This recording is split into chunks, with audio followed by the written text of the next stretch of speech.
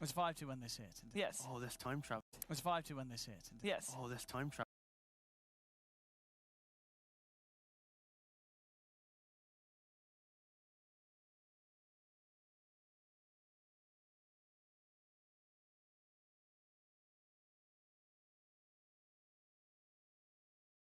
Come in with something that VP's not quite ready with. So Yeah, I know. Oh, and would you tell us if you weren't excited for the series? Well,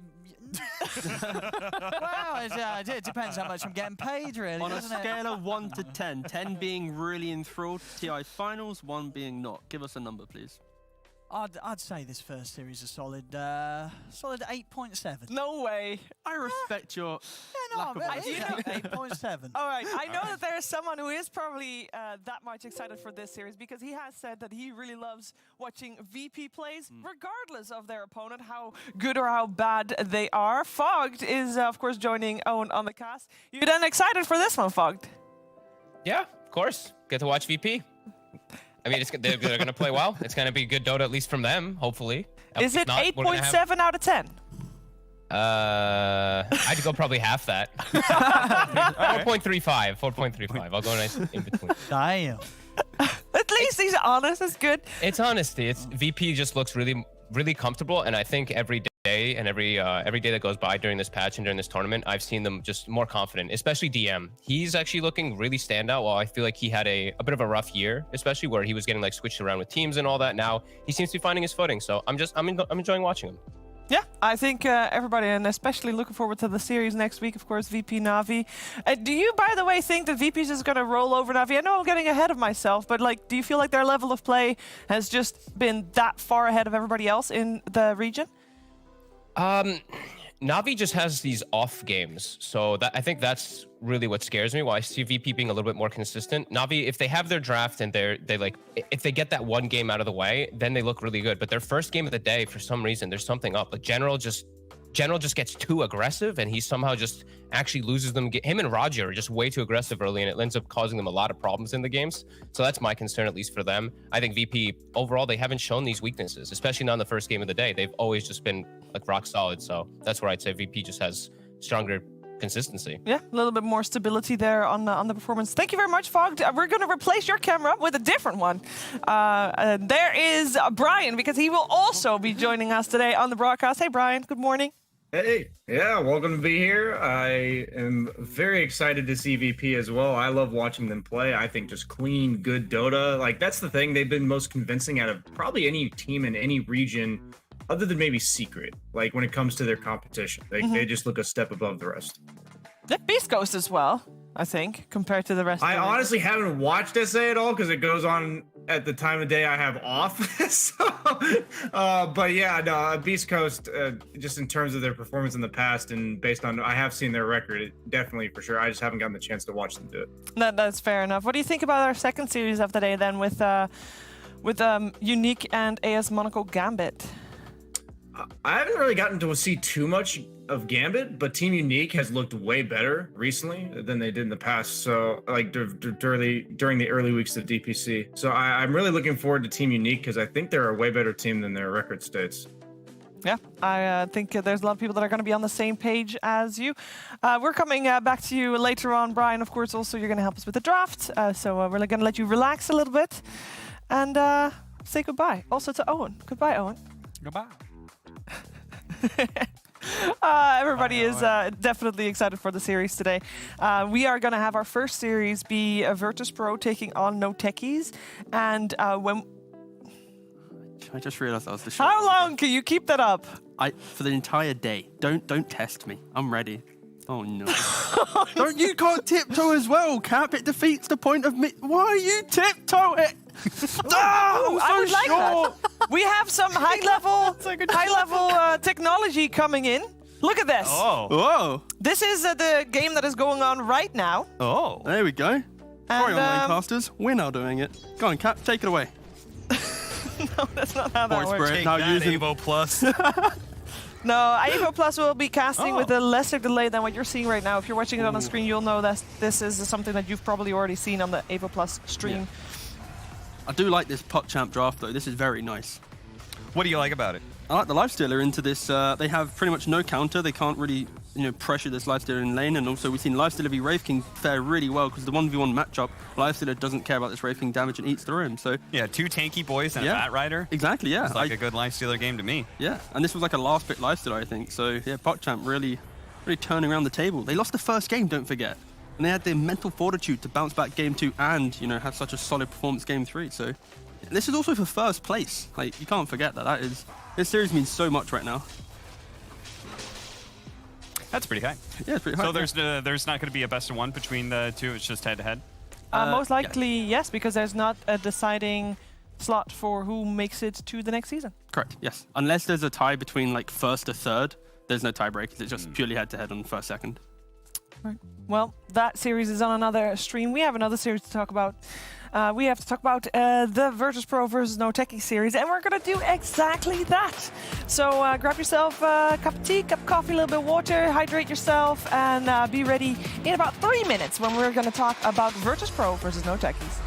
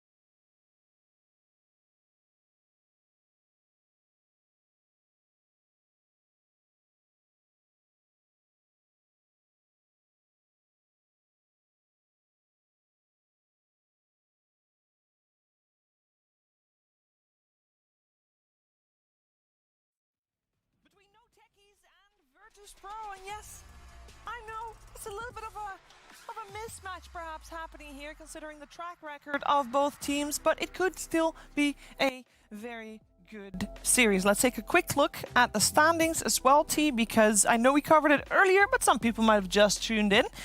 Yeah, a bit of a mismatch then. Yeah, the realistic thing here for NOTECHIES, if they have any chance of survival, they have to beat, of course, Virtus.Pro, and then the next series, Team Empire. So if they don't win this series today, it's very likely we're going to be seeing them going out. Because unfortunately, NOTECHIES, they will just be playing the team below them. So it's not as if they can claw a team into some tiebreaker situation. They're waiting on everyone else to pretty much have bad results. And well, they're guaranteed to go out, right? Everybody else has 2 wins, so they still play one more series, right? So they can still end. Okay, you're saying if they beat Empire. Exactly, yeah. Okay, yeah. If they beat Empire, then they are 2-5. I think the easiest way of wording it is this series is NOTECHIES' last series to control their own fate. Yes. Exactly. But it's very hard. It's Virtus.Pro versus... On the bright side, people are also expecting Unique to lose later today, if you're looking at just performance and track record. And if Unique loses, then they're one step closer to being caught in a tiebreaker, perhaps with NOTECHIES. So there are still some options for them, but you do not want your fate to be in the hands of another team.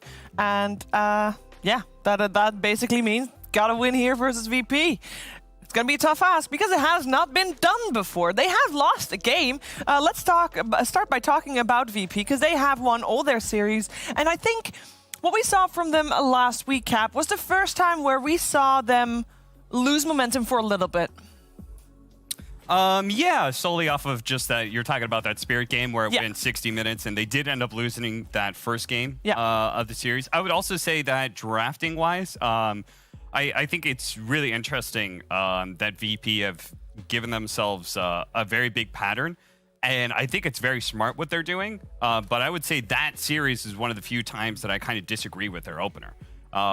Because basically what you see is that Virtus.Pro, every single time their first 1-2, they're going to open up with one of the supports. First of all, their second pick in 75% of their games. Yes. Yeah. But they're going to go ahead, open with just one of the most popular, 5 positions that are out there. Crystal Maiden, Caudal, maybe they'll draft a Nyx Assassin, any of those heroes that are open. Shadow Shaman actually is another one. And then what they'll do is they'll follow it up with a core that is extremely strong at lane sustainability, that is basically an independent core that also potentially counters whatever is set up. So the enemy team drafts a Bat Rider and they're open. They're going to go Void Spirit.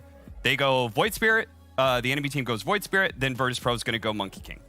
The enemy team goes Monkey King. They're going to go Viper, right? It's like strong, self-sufficient cores that 1-to-1 counter whatever is picked up on the enemy team. And that just always feels like it sets them up for so much success in going into the second part of the drafting phase because they're just already in such a dominant laning position. Yeah, and that's the scary thing about VP is because they have this strong lane setup, it unlocks the supports to do so much work because DM already has a pretty good start to the game. You don't have to help them out. Supports now help mid. And I think the game that they did lose, it was their own kind of confidence and over-aggression that led to that eventual loss, right? It was, I think it was a CK running in, not popping BKB, getting blown up by an E-Blade. GPK mid lane, doing the same thing, dying to an E-Blade. And you don't really get those games that often. So for VP, they have this insane lane setup that in the draft alone, if you have equally strong lanes, for once we might see VP not actually come out on top in laning phase. I think of all their games in DPC, they've only ever been at worst down by 6k gold. It's they've never been more than 10k out in a game. And that alone is an insane stat for an entire DPC group stage where they've been, of course, dominant the entire time. Yeah, I'm also curious to hear from Nightfall and see if he has something to say about them not being able to 2-0 an opponent for the first time.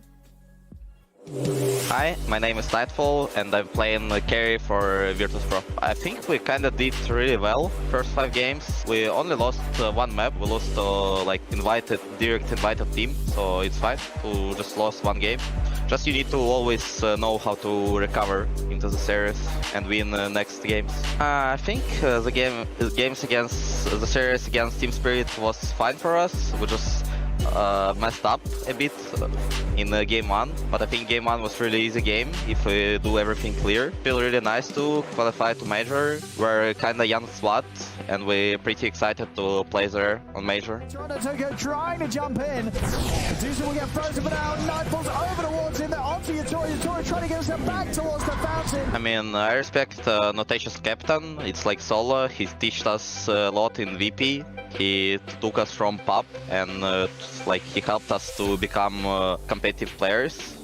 I think next series for us against NOTECHIES, it's not gonna be like this game will not be very important for tournament for us, but we're still gonna try to win. It's all gonna be about last game against Navi. It'll fall as VP will secure the win here. And so the student looks to beat the master. Here, formerly Virtus.Prodigy team, of course, now Virtus.Pro main squad is what he is referring to, and yeah, Solo played a big part in helping the team get off the ground. Yeah, I think the key thing is when you're a pub player, there's so much more to know about Dota in terms of the team environment.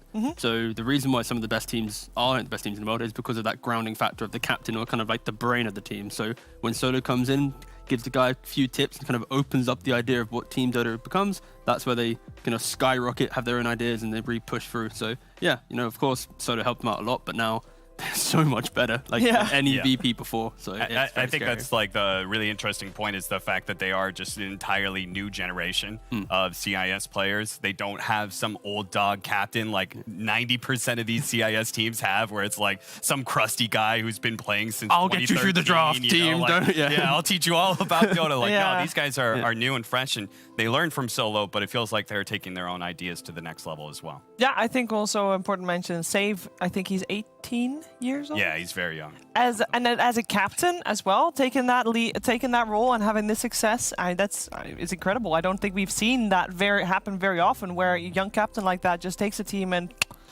I think it's helpful that the entire team is also equally as young. I think no one's older than like 20 or something, 21. Yeah. Like DM, I think is probably the oldest in the team.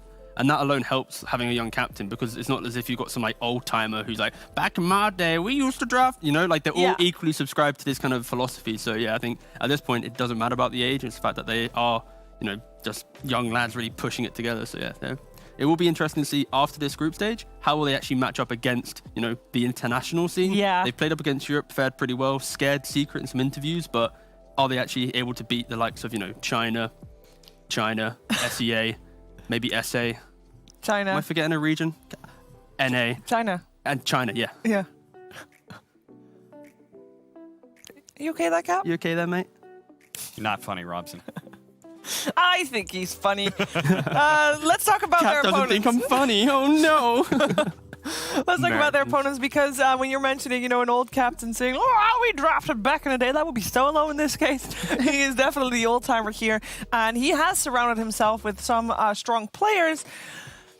But if you compare them one-on-one with every player of VP, Cap, it is not looking too good. Yeah, I mean, initially, maybe at the start of this, you compare one-to-one, and it gets a little bit better. You're like, okay, Crystallize, yeah, that's match up against Nightfall. Like, okay, that's not bad. You've got Zayats on that side. Okay, that's going to be a good matchup against Save.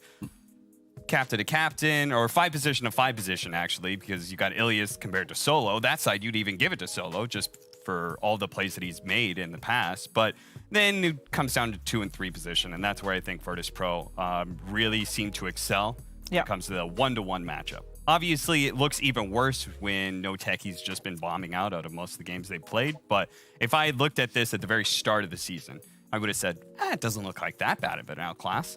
Yeah, I think going through the season, you can see NOTECHIES, all their core players have the same philosophy where none of them are going to command the game in 1v9, but it's about that support network of helping each other get to a point of winning. And for Solo's playstyle, the reason why he, you know, had such a great career so far was because his core, he already had one, you know, world star kind of core player who would just control the game at some point. And that's NOTECHIES' issue right now, where you're not seeing Ergon, Malik, or Crystallize step up to the plate, and they're kind of leaning on each other. And then Solo's off kind of doing his solo plays, like dying, baiting out a fight, but his team's not ready or feeling confident enough to join him. So there needs a little bit more time, I think, for them to have the confidence to trust in each other. But, you know, it takes time, and hopefully maybe they can have survival. But, yeah, realistically, they are looking to drop down to lower division. Yeah, because when you're saying, you know, a team needs time, this team obviously put together at the start. Yeah, but this team is very young. It's like it's literally put together for this DPC season, right? Yep. But then you see for a team like Unique, for example, and Unique has have that upward trajectory. They feel like they've been learning. They've been together a little bit longer, sure. But I thought that we had that click happening. When we saw NOTECHIES play up against Team Spirit, it actually looked like something changed in NOTECHIES to allow them to like, okay, wait a second. That's why we think that team has potential, Cap. And they then, after that, fell flat again. Yeah, I mean, anytime you can experience a Eureka moment, there's always time to be able to right the ship. It's just unfortunate that going down to the wire, they have to right the ship against Virtus.Pro. So even if they do become a better team, they're very likely not going to be good enough to take down VP. So we'll have to see. They do have Ergon, who has some cheesy heroes in the mix. Like, I would almost anticipate, like, if I'm matching up against Virtus.Pro, I'm trying to cheese the hell out of them, you know? You're like, let's go second pick. Let's go pretty open, and then bam, surprise them at the very end. But I think last time they did that, they were playing Meepo into like a Storm Spirit +1, and they lost that game as well. But that was the series that they won. Did they? Oh, they won the series, but not the game. Okay. And we asked him about it afterwards. We actually talked to Ergon at that point. He's like, yeah, it was a bit questionable Meepo game. Speaking of Ergon, actually, we also talked to him before the series today. Hello, my name is Igor. My in-game nickname is Ergon, and I'm playing mid for Team NOTECHIES. The series versus Extreme was hard. They got really good drafts, I think, and in some moments they just outplayed us. Oh no, Swift Flash is right! I think we need to improve our playstyle and a bit drafts. We got right now not the best drafts. This game versus Virtus.Pro is gonna be very interesting because they got like very high personal level of play of each player, and they have also good drafts. I think we got no choice right now. We should play confidently because we need to stay in upper division. We're gonna try our best. We need to do it. We got no choice right now. I hope so. I hope we're gonna win versus Virtus.Pro because we need it as fuck. I appreciate the sentiment, and he hopes that they'll win. They do definitely need this victory, but he also sees that it is not just an uphill battle. It feels like, is there anything worse than an uphill battle? Anything that's more tough to climb? Obviously, uphill is like it's. What? You mean literally? I was like nerves, I guess, self-doubt, but okay. No. It's like something is uphill. What if it's higher than up the hill? It's just up the cliff face. Yeah. Okay. Yeah, you have to straight up go rock climbing. Yeah. Instead of going up a steep incline, it's straight up rock climbing. Hell, even worse when it's where it's like they have to do this. Yeah. Yeah, that's it. Yeah. I was just doing it. I didn't know how to do it, but yeah, I get you. I don't remember what that's called. No, what is it? But yeah, you want to talk about analogies though? Wild animal is always most dangerous when it's backed into a corner. True. Right? They said this is pretty much must win. They have to be able to do this. And what is more dangerous in Dota terms than a techies player who has nothing to lose? No techies become yes techies. I actually, Zayach is the best professional techies player. He's also the only professional techies player. Well, no, that's not true. Oh, no? Jin-Q. Oh, okay, yeah. I was gonna say People may argue that he's the best as a new age techie. New age techies player. I learned from watching Zaid, so I hold him in high esteem. Jin-Q, I watched his games, wasn't quite as impressed. I actually do want to see a techies today. Yeah? Like, if they've had a week... Why not? No, exactly. This is the game to pull it out. It's actually a hero that does so well at like controlling certain areas of the map, as long as it's not some of the natural counters. I'm actually down for that. Can't no techies, please. Show us the techies today, please.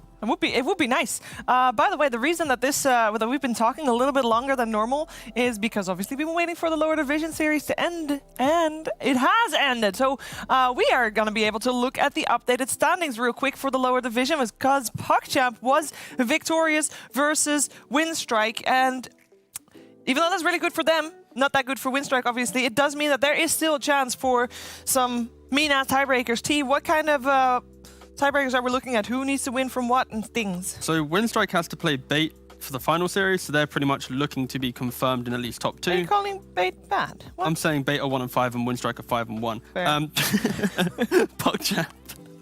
PogChamp then have to play Imperial Pro Gaming, so once again pretty close. But the key thing here is simply, for Hellraisers to be able to qualify, they need PogChamp or Winstrike to lose a game. Yeah. And Hellraisers, they're playing up against Hustlers, who are position 6. So yeah, it's pretty much PogChamp, Winstrike, Hellraisers are the only important ones to look at right now, Yeah. I think. And it is that Hellraisers don't have their own fate in their hands, and they just Exactly. have to hope that someone else causes an upset, because that would be the case here. It does also mean that we are very ready to start with our series. Now, there will be a little bit of a longer break because there is like this mandatory, I think there's still 5 minutes to go or something, break, but that's fine because it gives you some time to prepare for this first series of the day. Stay tuned, we'll be right back with Virtus.Pro versus NOTECHIES.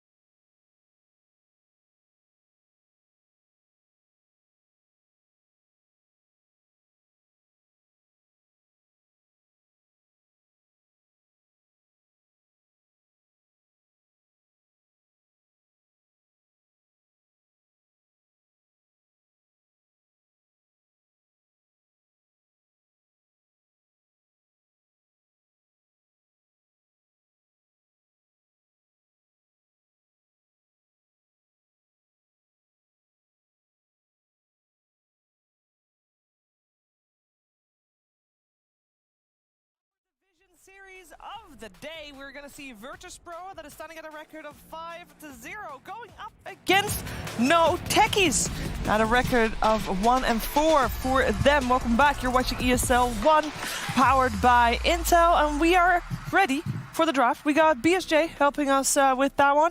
Also still here with Cap and Tigo. I wasn't ready, I won't lie. What? I was bungling my way onto the set, didn't realize that we had a little bit of time. Don't close up on me, I'm trying to fix Amateur. myself. Oh my God, leave me alone. Go. Thank you. Just walk the other way, yes. There we go. Thank All right, you. but we are ready for this one, right, Cap? I think we just, quickly summarize what we talked about before. Virtus.Pro good, NOTECHIES bad. Yes. Yes. Very good, Cheever. When you simplified that. Yes. I agree. Saying right. that concepts are reserved for people here on time. I was here on time. I just forgot to put my jacket on, and then the cable fell down, and everything went a bit messy. But we're back. We're good. We talked about NOTECHIES and the cheesy options that they have at their Yes. availability, right? They've got Urgon for the mid lane, Lone Druid, Meepo player. They've got Zayats throwing a Techies game. All of a sudden, boom, you've 2-0'd Virtus.Pro. Boom. That simple. Oh, yes, very simple. That's how that's happening. And we did have an interview with Ergon where he also was like, well, it's an uphill battle, but we're gonna try because it's such an important series for them. They need to win this if they want to hold their fate in their own hands, T. Yeah, of course, they really need to get a surprise win here. They need, like Cap has been, delicately touching on, they do need to surprise VP, because in terms of just, if you look away from drafts and everything, just in simple map play and the confidence that they have, there's such a discrepancy in what they bring to the game as well. So yeah. For sure, NOTECHIES, they need to not only have a good draft, but they need to have the confidence and no real fears that this series is so important. Because if they're in their own heads coming into this series, there is no way they're going to be able to beat Techies. They need to be VP. Sorry, they need to be in a really good kind of mental position as well. Yeah, Brian, what do you hope to see for this first game of the series? I just think VP's been probably the most clinical drafting, and I want to hopefully see a draft that by the end of it, I'm like, I'm going to see a game. I think I see a win condition on both sides, because that's something that sadly against VP, not most teams have been able to muster. It's true. They have only lost one game so far, and it was against Team Spirit. Is there anything that they could learn from that game specifically? Was like, okay, that's what Team Spirit did really well, so let's focus on that. That's always hard. Yeah. Like that's always it doesn't directly translate like that. So it could be useful, but then at the same time, I don't think it's usually helpful for them to be able to use that. I'm just going to say that opener for the Spirit game, they opened with a Timbersaw their second pick against Puck Rubik. So again, it was like one of the rare times where I actually disagreed with Virtus.Pro's opening, which I agree with Brian. It's been like very clinical. You could definitely see a very clear pattern in what they like. Yeah, but also I think in that game as well, it did show that if VP has this early lead, they like to make these confident plays. And if your team's in the correct position, sometimes that confidence is not matched by the actual correct setup that you need from VP. VP can also kind of start engagements when they're not ready, but because they're just already there, it's hard for other teams to be able to capitalize on that. So I think NOTECHIES, they can at least learn that if the game gets hard, at least be ready to take the fights that VP presents, because you can sometimes outnumber quick enough to get a good go. And that's why they won that game for Spirit, because they were ready, they had the E-Blades, and they just took VP by a bit of surprise. I already like the fact that NOTECHIES took second pick away from Virtus.Pro. Seriously, I think that VP have shown that second pick is really broken if you do have that kind of structure set into your draft. Yeah, you have the best carry in mid lane potentially in the region, right? And you have on second pick, you get to end out the first phase and the final phase with a gotcha pick, carrying the first, mid and the last. It's a bit too broken when you have, world star players like this. All right, well, I'm down for Puck here, or NOTECHIES. CIS is one of the only regions that Puck is not the most contested hero. What is the most contested hero? I believe Nyx Assassin is for them. South America is the other region. Puck is actually the third most contested hero, surprisingly enough. Nyx and Beastmaster are above. All the other regions, Puck's number one. Yes. Why is that? I thought they were going to pick a core that didn't die to clock. You said Puck. I thought that worked out just fine, but they elect to go kind of the cancer route. It's more of a deny pick, if anything. It's not particularly amazing against the two supports they see. It works really well with the Shaker, and then there's just a lot of carries you don't want to pick into it. I think specifically for NOTECHIES, it might be because they are able to flex the Viper, where maybe they don't feel comfortable doing that with Puck. Yeah. So they can play Malik 3-position Viper if they don't want to do mid. I think it's also a regional thing as well, because when you think about CIS support players, you think of Death Prophet, you think of just standard heroes. Do you really think of Puck being in kind of their repertoire of hero pool? Like I wouldn't ever see Solo picking up a position 5 Puck. Maybe today is the day, but like yeah, it doesn't really mesh with their region, for example. Yeah. He did have a really good Omni Knight position 5 game earlier. True. Yep. Enabling. That is a solo hero. He was a big fan of those melee healer 5s a couple metas ago. Yeah, it's the same type of draft they had. It was like the Shaker Viper into like Omni Troll. It was very aggressive. We were kind of we didn't expect the draft to do that well, but they came out of lanes with such a good lead that they were able to kind of push forward the idea of what an Omni brings. But in regards to the opening so far, this clock obviously deals with the Shaker, and I like the fact that NOTECHIES does have such a strong lane, because we mentioned it in the pre-show, which is techies to play this game, they need to have strong lanes and to be able to have an early point in the game where they can command their own kind of pacing. If they have weak lanes and they are reacting to VP, naturally you have less good vision now. Solo can't make his plays where he's going to invade aggressively to find out what's happening. Like you need to have a good start, and that's based off of a strong laning phase, and that is what the Shaker and the Viper does provide. You know what's funny is that they didn't have just Puck available. They also had Batrider available as cores that don't care about Clockwork's, roaming potential and stuff. So it's really interesting they went for the Viper. I think the Viper as well, it keeps your bans pretty healthy, because you don't have to ban out the likes of Bristleback and of course, aura enabling cores. If you have a pen there close by, Brian, that you're constantly clicking. No, I think it's his keyboard. He's got a very clicky keyboard. If you ever tune in. Shiva was straight up staring murder at you a couple minutes ago. It's just typing a really slow message in Twitch She chat. was literally trying to kill you with her eyes. It didn't work. It's all good. Brian? It's gone now, Yeah, so it's all good. No, I literally just can just stop. I have a push to talk thing, so it's all good. I'm going to make sure you guys can't hear that anymore. It's all good. Thanks, Brian. What do you think of the bands coming out so far, Brian? And the second round of bans is always the time where you get to sit back and relax and wait for the third picks. Because the thing is, these picks or these bans, it makes sense for the second pick team, because it's like, okay, against Viper, PL, one of the strongest carries. Even though Earthshaker's pretty nice in theory, it goes really well with Coddle. Bloodseeker, I actually don't necessarily understand that one. But on Virtus Pro side, you're just like, we want to make sure we don't give them the meta carries that fit their lineup the best. So, because we can counter anything that they have, but we don't want to pick the heroes that just do their job regardless of counters. So Wraith King, Medusa really come to mind as the two meta carries we've been seeing.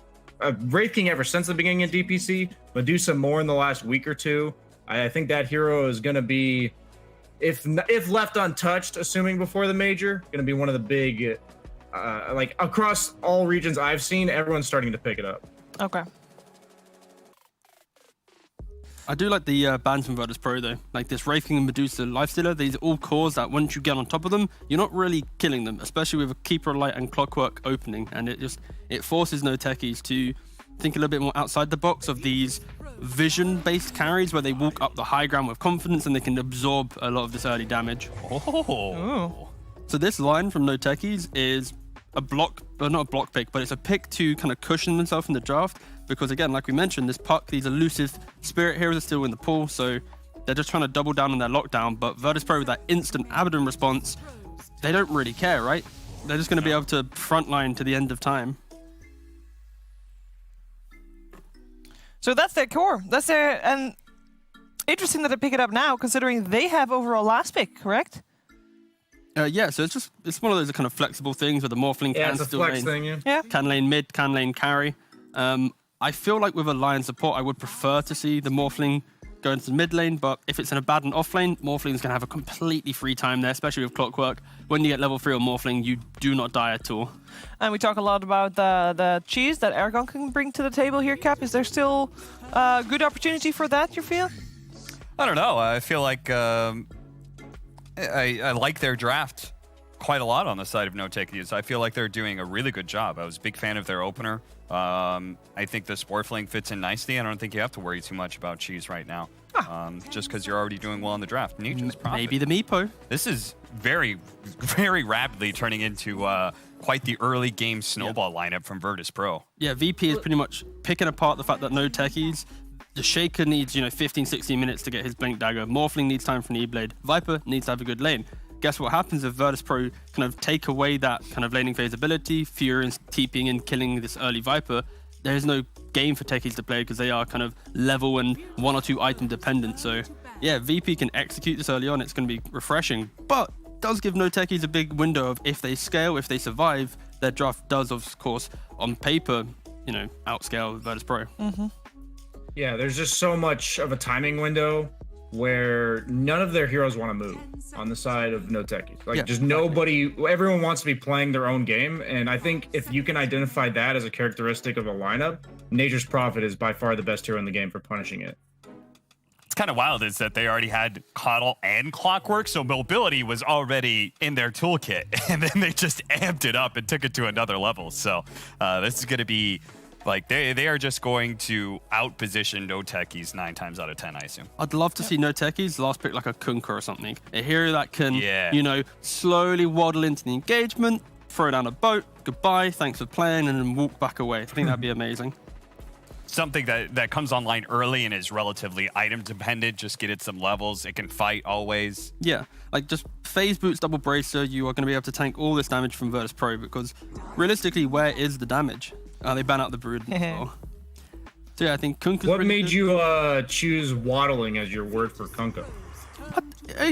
Maybe he's got a bit more of a swagger, I guess. Yeah, I feel like that doesn't that's do true. him justice. I was thinking maybe of an ogre. I think if you hear the music with it, with the X mark, like the dun dun dun dun, and then it sounds more like what? True, yes. Thank you, Shiva. I was thinking exactly of the X mark. Yeah. Oh, so good. Shiva, you read his mind. I can tell that he couldn't find his words there, but now you've really put him into. Yeah, that's why we're on the panel. We lean on each other for our strengths and weaknesses, and Shiva helping me out there. Thank you very much. Very good. We do still have the puck picked up by VP. They are gonna be in NOTECHIES' face. Yeah, but at least NOTECHIES, they have the counters to the puck. They got the Shaker and the Lion. So yeah, I really like what NOTECHIES has. Virtus.Pro really kind of laying it down to NOTECHIES and going, well, you're gonna have to completely beat us in our early fights, because if you don't and we dismantle this map, we will win this game. But NOTECHIES, they scale so well. Yes. I'm a little bit concerned that Doom wasn't quite the perfect pick for me. I feel like it's still trending a little bit on the greedy side compared to something like DK or Kunkka. Again, those it's a carry Abaddon. Yeah. I mean, I guess I kind of assumed that when they already had the... I thought maybe the Furion could still be the carry Abaddon, could just be casual offlane, but okay, yeah. This is very aggressive. So the nice note about the Doom against the carry Abaddon is that your Acceptor breaks the Abaddon ulti. So at some point in the game, they will just be able to kill Nightfall if they manage to get there. But to be quite frank, I think if VP lets the game go to that point, they've probably already failed with their lineup at that already. So what about I really like what VP's got. What about an earlier point? You've got Viper. You got Viper plus some disables of you have to silence him, though, is the problem, because he can activate it manually unless he's silenced and broken. But the thing about Doom is he does both those things. So as long as he's got his finger on the trigger, it's not a problem with the Viper. Yeah, I was just saying Hex counts as a silence, right? So if he's that's Hex true. and Yeah, he's I was just underneath thinking the about the top, Shaker. and then you just give him the finger. All right, Brian, final thoughts? I really like VP as a team. Well, obviously, no surprise based on their record. I think their pace is going to be way too fast. I think they addressed the fact that the opponent team had no map mobility in the early game, and they picked Doom last. So I don't think that changed anything, and I think VP is going to cruise. All right. Final thoughts from you both. I think if there's Doom in the mid lane, gets a good start, fades drum, BKB, Yeah. forces VP to react and doesn't allow them to set up at objectives, I see them scaling quite nicely. But of course, VP, the better team, better execution. If they get the ball rolling and decide where they're fighting, their draft is very scary early on, but doesn't scale as well.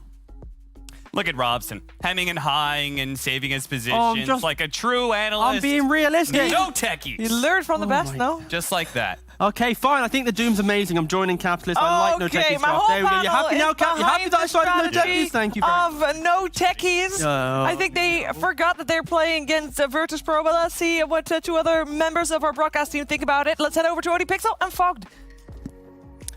Yes, let's find out indeed here. Game 1, Fogs, and what do you make of this? Are you excited to see the Nightfall carry Abaddon, or do you think it's going to run into some difficulties here from what No Techies has drafted against it? Could definitely run into difficulties if they start making too many mistakes, but it looks like it could work if they're able to play fast and just keep that pressure going. I love the clockwork too versus majority of these heroes, except for Morphling. I feel like this is a very nice clockwork game. I see 4 heroes that you can really punish. VP immediately getting on the aggression, and they will be able to spot this high ground ward. We saw Save, he walks toward the tower, they take a tower hit. 100% certain that there's a ward on the high ground there now. They'll be able to get a D ward. They're scouting out these lanes so they can so they can pick and choose how they do want to set it up at the start. And I mean, sort of, what reason is there for VP going for the carry Abaddon? Like, what is it? Do you think that in their mind this hero is going to be able to achieve that? You know, they're sort of seeing an opportunity with compared to a majority of teams who wouldn't run this hero in the carry position. I mean, hey, most wouldn't run this hero at all. I honestly am not too certain. I think it's just something that might be coming up in the CIS region because I've been seeing this hero get picked up a lot from these players. I've been seeing it mid. You know, Iceberg played it a couple times too. Sure. I'm just seeing it on the rise. Maybe I think they just like it. I think they just think it's good. Maybe it works well with Coddle. One problem with Abaddon can be that you're immobile. You have Coddle to bring you around so you can actually move around and park yourself in different places. I don't know. I'm curious about it. I'm wondering if it's going to work. I think they could lose this game if they start to play slow at all, if they start to make too many mistakes, because you see Morphling Shaker on the other side, you see Doom, Viper, like, there's some crazy scaling on the side of No Techies. I mean, and as sort of as Cap was talking about, you know, the fact that there is that way of playing around the Abaddon, if they're able to sort of combo the Hex from the Lion with the Break at the Viper, that they can make sure that that ult is essentially redundant. Do you think in the reality of a Dota 2 game, we're going to see that play out, or do you think it's going to be very hard for No Techies to get Nightfall in that position? I think it'll be pretty hard for No Techies to get it until they get to the point where they have Blink Daggers, sure. Which I think that's going to start coming around like the 15, 20-minute mark, something like that. But I think VP, they want to be way ahead at that point. They want to already be like knocking on tier 2s, maybe even having like a Roche advantage, something like that. They want to be really dictating the pace. They don't want to give the opportunities to No Techies to get that. Because if they do, then obviously, yeah, you know, they're going to get these Blink, Hexes, Fingers, just full CC the Abaddon. But yeah, I don't think VP's looking to play that type of point. And I think that's why they finished up the draft with the Puck. Even though it's into Lion and Earthshaker, traditional very good heroes versus it, they want this hero that jumps in, gets into their faces, and now they have multiple forms of initiation. Clockwork, Pop, Nature's Prophet TPing in the back, lots of different ways to surround and lots of mobility. Yeah, and a hero that you feel, you know, Puck is going to lane fine against a Doom. I mean, is this an easy lane for anybody, or? Easy lane for Puck. Easy lane just for Puck, hit the Doom. Yep. Yeah, Doom's going to get his farm because it's a Doom, but you just hit him, and Puck is able to just get free farm, and you're at no risk of ever dying. You can actually kill the Doom if he makes a mistake or two. Yeah, we're seeing at the moment in that mid lane matchup, a few more denies out from the Puck so far. What have we got going up on top? DM, 4 for 3 against the 4 for 1 from Crystallize, so no, nobody really getting complete farm up here. There's a lot of fighting, a lot of pushing one another away from the wave here with the aggression of the supports. Yeah, a lot of battling. C-Save is just non-stop trying to stop the pull from Solo. Solo might be able to get it this time. He does. That's a big pull that they just get there up for No Techies. For the Morphling, because once Morphling gets level 3, as we know, he's able to solidify that farm, especially versus a hero like Nature's Prophet. Clockwork and Nature's Prophet can't actually threaten the Morphling too hard.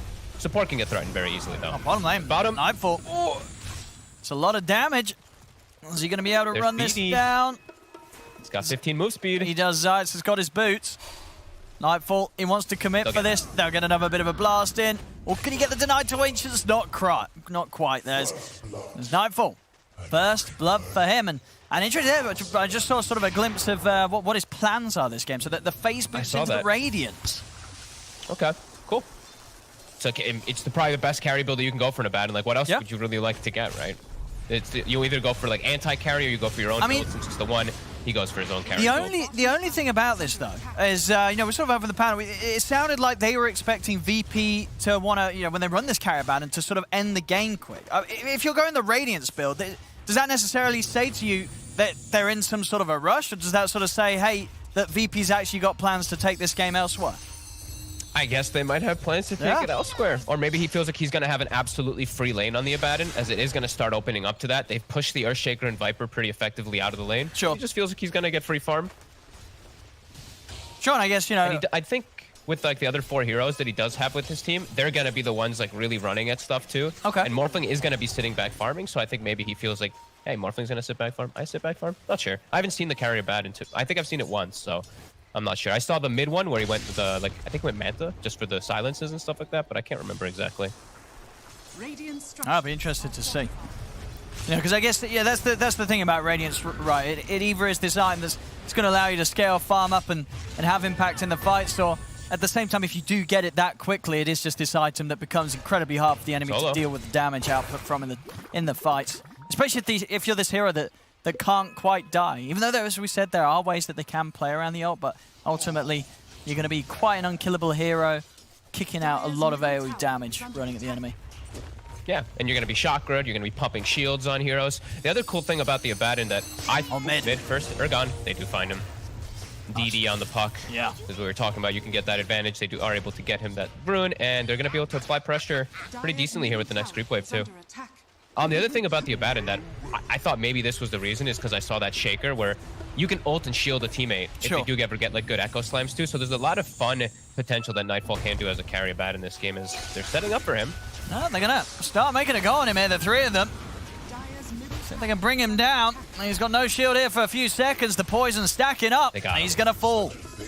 No techies. They've got the 3 of them down here. Solo coming in to help out and make sure that they get that kill.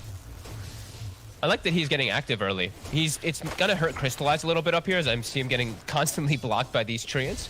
But I think he's knowing that his contribution top is pretty scary. He has to sit really far back or he's just actually gonna give up a lot of kills. So I like that he gets active early on. Right, GPK, look at these last hits. Oh my god. 47 last hits. It's as if he's it's a small camp as well, but sure. I mean, that sort of feels like he's playing against someone in the lane that has summons as well, but that's not the case. Yeah, he's just managed to hit that many creeps. He's gonna have really early shreds. That's really nice when you're playing versus these squishier heroes, which I see a lot of squishy ones for a puck. He can go the right click build pretty nicely. Oh, lovely rune as well, regen. That's gonna mean you can keep spamming those spells and keep farming at the incredible pace he is so far. And I'm seeing this, man. The solar bind on poor Malik. Viper offlane, look at his move speed. There's 109 move speed when he gets hit once by the Abaddon, and now a puck rotation. GPK sets it up. Yeah, smooth moves from the puck. Stream call off. That's pretty scary. The Viper, you know, they pick the Viper offlane into the Coddle, and the fact that solar bind actually just makes the hero just stop moving completely is quite terrifying. I mean, solar bind in certain combos is just it's such a nightmare to lane against. If you don't have any sort of mobility spells and they've got any sort of additional magic damage and or also, you know, one of these heroes that's just going to be right clicking you down, it just feels impossible to lane against at a certain point. And it's like Viper, you're supposed to have corrosive, so you're a little bit tankier. Oh, it's just gone. Yeah. No, magic resistance is just completely gone because of that. And it's only 60 mana, so maybe, you know, just a little bit low as you don't really have much mana to actually spend up as Coddle anymore with Chakra being free and all this amazingness. Hero just feels a little too strong maybe, but see some stacks being cleaned up here, some deep aggressive wards from NOTECHIES. They'll be able to watch this, and VP, they're just gonna chill and farm. You know, as we know, this Earthshaker line can be a bit tough to make work in the early game. These heroes do require some farm to be able to actually get off the bat, and yeah, this is already VP coming out with a pretty good chunk of a lead. Yeah, do you like this as well from GPK with the start he's had? He said, I'm just going to get the Veil of Discord as soon as possible to, you know, so he can just amp up the potential of his rotations. I mean, there's going to be a lot of magic damage. I mean, already we know, you know, Nature's Prophet, those early Nature's Wrath, they hurt. If Puck's making a move and pops the debuff down, they're going to get blown up. Top lane, talking about the Prophet, Solo, he's able to find him, sets up for Aegon to come in with the Doom, and they'll be able to take down DM. Can't quite get him in the cogs. They'll apply pressure on mid though. And yeah, the Veil, I like it. It gives them, they might be lacking a little bit of damage in the mid game because their damage is just telegraphed from their spells, but that makes it, you know, that extra bit for the NP and the puck and even the Abaddon shield, even Clockwork. Everything is magic damage, so. Yeah, that's pretty nice actually. I like it. I'll put in the pressure on mid. Shreds. See who's coming in to hold on to this tower if they want to. It's already rather low though. DM coming in as well. This is undefendable. They're gonna have to let this one go. So VP getting a good timing here on the tier 1 mid. 8.5 minutes in. And that's going to be a pretty tough story for NOTECHIES for the next several minutes as well, just defending these tier 1s. They don't have deep push. It has to actually be Malik with the Nether Toxin to slow stuff down. Besides that, they literally have like a fissure. It's quite underwhelming. And the push is going to come from VP with these heroes. Like Puck Nature's Prophet, they're really going to start forcing these towers. We're going to see the next rotation very early on soon too from GPK. With this Veil build, definitely could see him go top or even bottom if Viper does show up too far. They have a lot of different moves they can make. Yeah, these moves are certainly making it feel like that, you know, NOTECHIES, they don't have many options when it comes to slowing down this Abaddon. You know, Nightfall, he's absolutely getting all the space in the world to farm up this Relic Radiance. As they're gone. He's going to be caught in the cogs. Coral drop down as well. TP's coming over. Can Crystallize do anything about this? He can't. As they'll lose the Doom. Solo comes in from the side, gets the stun. Opening onto GPK. If they got enough burst to take him out, Fisher's out, but GPK, he's able to jump down to the side. With the orb, he's away. Not enough damage between the three of them, and down bottom, Nightfall and DM will also manage to kill off Malik. Things are starting to crumble pretty quickly already. We're seeing just the mobility. VP, they're just making moves on so many different fronts, and Panel talked about it. A very immobile draft on the side of NOTECHIES is already starting to get punished from that.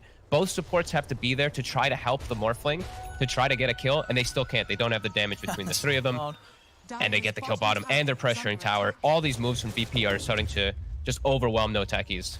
Oh, we saw there quite a nice little number. 100 last hits on GPK as he reached the 10-minute mark. I don't think we see many heroes hit that sort of number at 10 minutes nowadays. No, and what he had, he stacked his own small camp, I saw. Coddle stacked his medium camp, and he stacked one of his own medium camps. And besides that, I think it was just him actually just farming the lane. So that's very impressive. Yeah, it's not. As top solo, he shows his face. This mobility that we're talking about, just quick moves around the map from VP. Oh, easy kill. Yeah, you can feel it. It's just getting a little too much, it feels, for NOTECHIES here. It's 5k lead. I will. They do manage to get Nightfall bottom. I mean, they have to. They've got to slow him down. So many things are getting out of hand. They can't allow this Abaddon to get a good timing on the Radiance. But Owen, that was Echo Slam, Doom, and Viper Strike. And they can't even transition into a tower push because Coddle just goes bottom. He'll blast it once or twice, and that's going to stop the push completely. They're at least having Crystallize hit mid, but... And they're bringing in GPK. Oh, they had to use so much. He's got the core ready to go. He's ready to fight. He's jumping in onto Airgon. Can't quite burst the Doom down. They'll settle for Zayats instead. And save. He might actually go down here. He will. We'll see though. Alec himself. Have they got anything to stop this? They don't. Okay. But as you say, tower defended. They lose 1 for 1. But just limiting the opportunities for NOTECHIES to get any sort of objective in this early game. They touched the tower. Like, the tower took 49 damage with that aggressive move they made with 3 ultis. That is extremely concerning, as they don't really have good tower pressure on their team at all. It's the Morphling who wants to hit them, and Morphling needs a lot of time in this game. Their whole lineup really feels like it does. So it's quite greedy. VP really taking advantage of that. Now, look to be able to pretty much get another tower. We'll see Solo and Malik coming with the defense. But now they see Malik bottom. They can like pick and choose anything they want. Now they're like, all right, Viper ported down bottom. He can't go anywhere for 30 seconds. He's extremely immobile, and they have the most mobile heroes. Coddle able to recall people, NPTPs, Puck running around. Look, they smoke and run directly top because they know the heroes that are set up bottom can't make it up top. So they're going to outnumber them here. And it's going to be Ergon. He's spotted. Safe. And he's looking pretty dead. He's got the setup. And he just melts to this sort of magic burst at this stage with the amp up. And look at VP. It's 5 heroes, all in the enemy jungle instantly. NOTECHIES can't react to that. And yeah, the magic damage amp up, the Veil plus even the Solar Bind, it's making a hero even like Doom look quite squishy. And Nightfall just 1k away. from having that completed Radiance. Seeing there, Such a new good record on the bot's timing for GPK. No surprises. Seeing how well he's playing his game so far, he's so rich. I mean, it's almost as if the net worth that he has is what you'd expect from the Doom. If the Doom was having a really good game, you know, we're used to sort of seeing the Dooms come out mid with insane farm, but it's GPK doing it this game on the puck. Yeah, GPK is a beast. He has literally over 10 CS a minute, which is insane. Like, you don't get those numbers when you're not playing like a Battle Fury carry or something like that. It's GPK mid. They see Ergon again. Coil's ready if he needs it. They're actually tanking up through it for now. And they've got the backup. Solo trying to get the catch on a GPK, but he's out. And he's away. They'll keep Ergon safe, but they won't get a catch onto any of VP. NOTECHIES was ready for that one too. They actually had the heroes right behind him in Ergon. He'll be able to stand away. Now they're going to smoke. Since that Coil is down, Wrath is down, and Hookshot's down, they have their Doom available. Can they catch the big target? Can they find Nightfall? We'll see what they can do it. Opening up. And with the Hex, dropping down the Doom. Have they got any break? Yes, they have. There's the break's down. And trying to burst him. They'll get him. Slams out. They'll get the kills. And now they'll see if they can get GPK as well. DM starting to clean up a bit in response, though. He's taken down the two of them. GPK trying to jump over towards Ergon. Not going to be able to quite find him, and he's ticking down low. The urn. Still alive. It's not enough to kill him. GPK will live. But a solid fight there from NOTECHIES. Getting the Doom down and leading into that position where, with the Abaddon broken, no chance for the ult to automatically go off. Yeah, they're having to commit every single ult on him, really, though. Again, it echoed the Doom, the Viper Strike, everything, but it was with the Viper coming in and finally getting that break off we see. Very nicely done. Yeah, just in time. Solo able to hold the finger, also sets it off onto the clock, make sure that they've got the burst to take down the two of them. Yeah, maybe DM making the treants there was a little a little counterproductive for his teammates as he caused the Echo to do quite a bit more damage. But not too bad, because the thing is still, the location of the fight for NOTECHIES is not a great spot. It's in their jungle. They're not able to push out the lanes into a good spot to actually hit a tower, so it's just a fight where they get like a decent kind of trade thing. Where I don't think VP minds this at all still. Where they do have Radiance, I believe, coming out on the courier now. So they're going to keep kicking up the pace, keep looking for these smoke plays. GPK has a Blink Dagger now too, so he can get into the back lines easier onto the puck and onto the line and Earthshaker, which will prove problematic for NOTECHIES. Radiant's bottom tower is under attack. Crystallize. Able to get some space down here. We'll be able to clean up a tier 1 tower for NOTECHIES.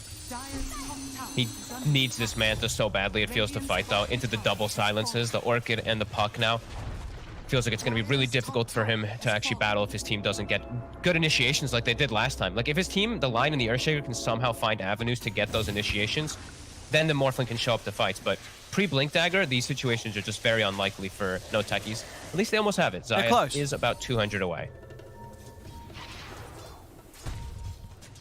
And he's actually farming down here? Oh my, there's no way he lives here. This is a risky place. Yeah, they're dropping the coil down onto him. He's 30 short. He is going to get knocked back about another 100 there from his Blink Dagger. I mean, I guess he just felt he was so close. He was like, I'm going to get it. But the reality was that he was basically a creep short of the gold. If he didn't miss that first creep with his Enchant Totem, he would have did he miss one of the CS? Oh, there you go. When I first saw him there. If he'd got them all, he would have had it. Solo, he's trying to find these wards. I keep seeing him placing these sentries, but the wards are placed in pretty clever positions. This one deep in the enemy side.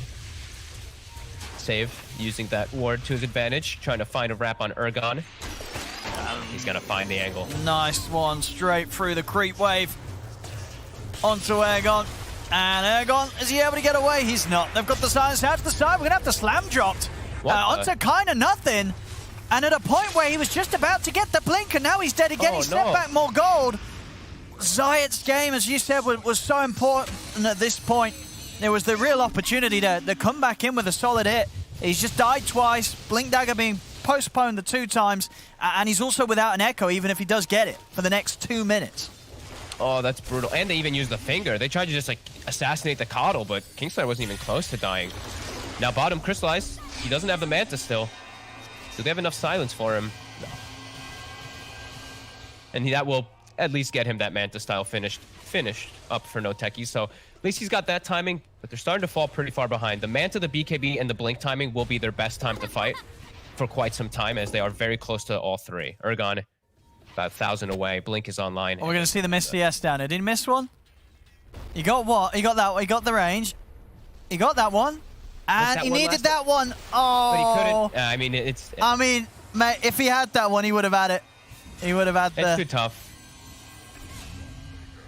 He started getting gone on. He got scared. But now, you're right. Like, Blink Dagger's up, but no Echo, no Finger. They've got Doom available, so they're looking for something. But this is before Ergon has BKB as well. So the initiation's still not super easy for them by any means. He can just get silenced and chain controlled from these VP heroes. VP backing up, finishing up a couple items. And it is going to be the Manta after the Radiance, the natural build-up for the Abaddon. All right. Just to get those silence procs, and also just Radiance with illusions is going to be great. Especially versus those Blink Dagger heroes. You could just run them into the back lines. No, it's interesting to see that approach still, I guess, on some of these Radiance heroes. It's one of those things, right, where when Radiance did initially get nerfed on illusions, that I feel like that when it happened, people were like, well, that's not ever going to be good again. But what sort of brought it back? Is it just the fact that it still does something and something's it's a double good enough?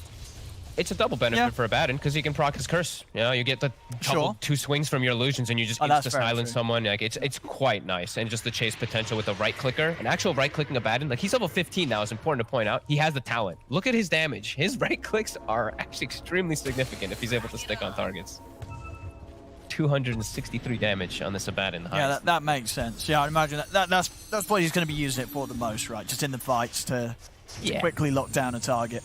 Yeah. You just like split them up and just stick them on the Morphling, and Morph has to he's like, oh god, I have to kill these illusions. Yeah. But they have Radiance, so I can't hit them properly. They have to nuke them or something. That's nice. It can cause problems just silencing heroes for sure. As VP pushing the lanes out, getting up to a sweet, comfortable advantage of near 8,000 gold. About to be finishing up their BKBs on the Nature's Prophet. Also, like, he might find this. Oh, he will. He's got the setup. And with Zayas coming in, they should have the damage for this. Oh, he's got to throw out the finger quick, because GPK is coming in from the side. DM is still alive. He's going to be able to push himself out to the side with a Sprout. And he's away. He's actually away. Oh. No way. Oh, no. Poor old NOTECHIES. They were so close. GPK just comes out and saves his buddy. Oh, my God. And the Sprout push out. All right. VP on fire today. 14 to 6. Look at that. Not even losing their national. They were so close to having it. You know, Solo, he knows GPK is coming, so he's got to throw out that finger, get the burst down as much as he can. And they couldn't quite finish him with the right clicks alone, and of course a cute little push to the side. With the Sprout gets him out of there.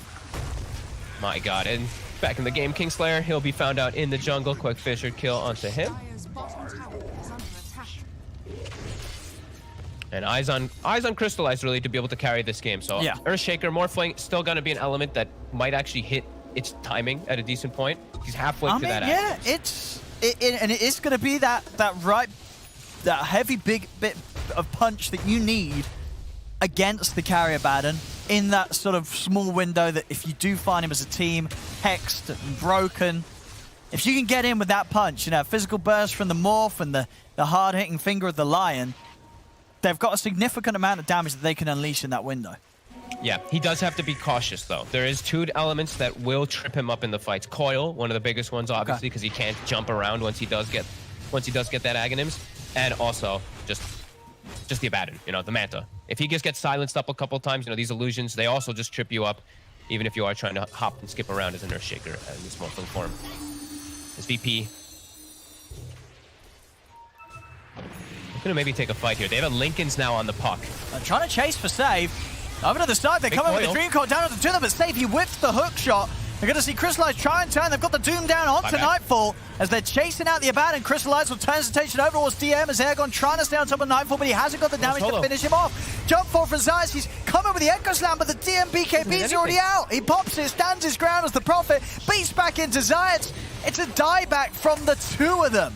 as Zayats and Solo, they get sent straight back out of the fight just as quickly as they brought back to return to it. Malik also going down. Crystallized being chased right up to the base. They're just still... Save might die here to this Infernal Blade, perhaps, but oh my god, they just like chased right into the fight with all these timings, and the Echo Slam just whiffs. Lion dies instantly. A beautiful coil from the low ground. What's happening GPK, there? and they just destroyed the fight. That's a relevant question here. Of course, there was a bug with this current Prophet set that DM's using, where the greater treants show up the same as the normal treants. I would have thought that bug might have even been fixed, but I guess we don't know. And obviously the ruling before in the series where it did occur, you weren't allowed to use this set in general. I think, you know, that will be excused here because DM hasn't got the shard, but rightfully so. He's just confirming that he's allowed to get it. I mean, absolutely. Yeah. This was a while ago. That was in like the Secret versus Something series. It might be fixed. So a little unfortunate, but I guess he was aware because he thought of it just now that you're not allowed to use the shard whilst using this set. Which I guess that's the baller move. You know, DM said, you know what, I know, but I don't care. I'm going to play Prophet anyway. I don't need the shard to win this game. I'm just going to win it old school. They truly don't need it. In fact, as we saw in those last few fights, VP just, I mean, they're looking real good. They are looking real hot. I love the way that they're invading, and NOTECHIES is kind of falling flat. You know, the two supports are really struggling this game. Solo and Zayats a couple times now, just unable to even get spells off, and that Echo Slam, you know, it hit nothing effectively. He tried to catch the puck, but I think it got like phase shifted, or it was just a one-man Echo as the BKB from DM was activated already. And now Roche, and a clear avenue for success for VP. It's looking quite impossible for NOTECHIES. They've got all this itemization on VP, just so much gold on everybody. GPK a monster this game. 907, 250 last hit still. He's still keeping up 10 CS per minute. He's even getting a celebratory Dagon. He's starting to feel it. Oh, there we go. But hey, versus Morphling, Dagons are always valuable, especially when you have this type of spell lamp. When you have Coddle, the Solar Bind, when you have your, your Veil and everything too. Hey, sure, why not?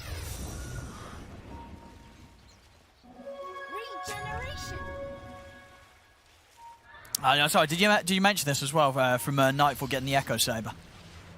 Oh no, I didn't. I like this because this is, you know, you do the maths right. 1 hit from each of the illusions, 2 hits from you. What does that make, Fogged?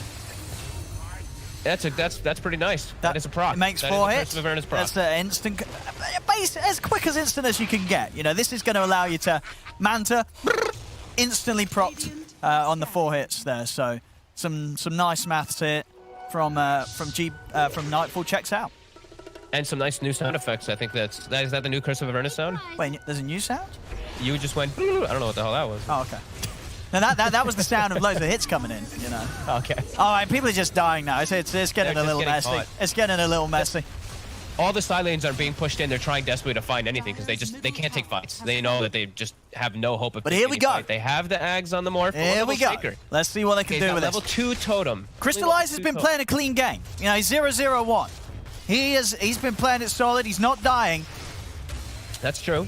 How many points do we have in the enchant totem? It's only 2 points in it. Okay. It's pretty underleveled. Okay. And he's not quite level 18 on morph either, so it's not permanent uptime either. Guys, they're gonna start getting confined in their base, and the gold lead is really gonna start getting out of control. Honestly, there might even be clutch opportunities in this fight anyway, whilst the enchant totem's not quite there to just have a secondary Hex or Nether Toxin right to try and kill Nightfall. Maybe. They're just gonna need some big disaster from VP, really. Like, VP has to throw these fights super hard. Because even with like Lincoln's, like, I don't even know how they get the right Doom targets now. It's like Nightfall with this Aegis is just gonna park himself in the front and the rest is just gonna sit back. There we go. Taking out those towers nice and quickly here. Tier 3 getting very low. It's gone. They're trying to stop him solo, taking a... Woo! Oh my god, he was almost dead. Nature's Wrath and a Dagon has to walk it back to base. They'll show some respect, though. Oh, the reaction that does come out, they'll back up. Keep this farm going, get themselves just so many items. DM close to AC. Like, everyone's just picking up their next item, too, off of this push. And NOTECHIES, they're not really getting much else on the map. You know, Ergon, he has his Blink, he has his Bleed KB, he has the War Stomp, but he is so fragile after all these deaths. 2, 5, and 4 on the mid Doom this game. As VP, look at this. They even see Ergon top for a second, just immediately looking for the setup. Can they? Ooh, that was close. That was very close. That must have been the millisecond after he was out there. VP are killers. You know, this is just a very bloodthirsty VP this, well, my morning, I guess, and their afternoon. Oh, I think they're bloodthirsty killers whenever, you know. Yeah. Oh, here we go. Yeah, that was that was close. That was oh, there gone. He's out. He's away. We've got level 18 now. Crystallized. We got any more points on the totem yet? No, he hasn't managed to find any more levels Not here. quite. No. I thought you probably want to get Zayats in on some solo action somehow. I know it's hard. You're inside the base, but He wants the shard. I mean, that's the most important thing, That's really. true. Get the shard, Yep. and then you can. But he just can't get anything. Like he's just standing near the Morphling snapping experience. You can't take CS from him though. As yeah, well and truly confined in their base. As VP is farming up a storm everywhere. Everyone's finishing up these next items. The path to victory. A BKB now for the Abaddon. So even harder for them to set up and go for these break plays. Now you can just BKB inside of it. They have to perfectly line up all of their disables.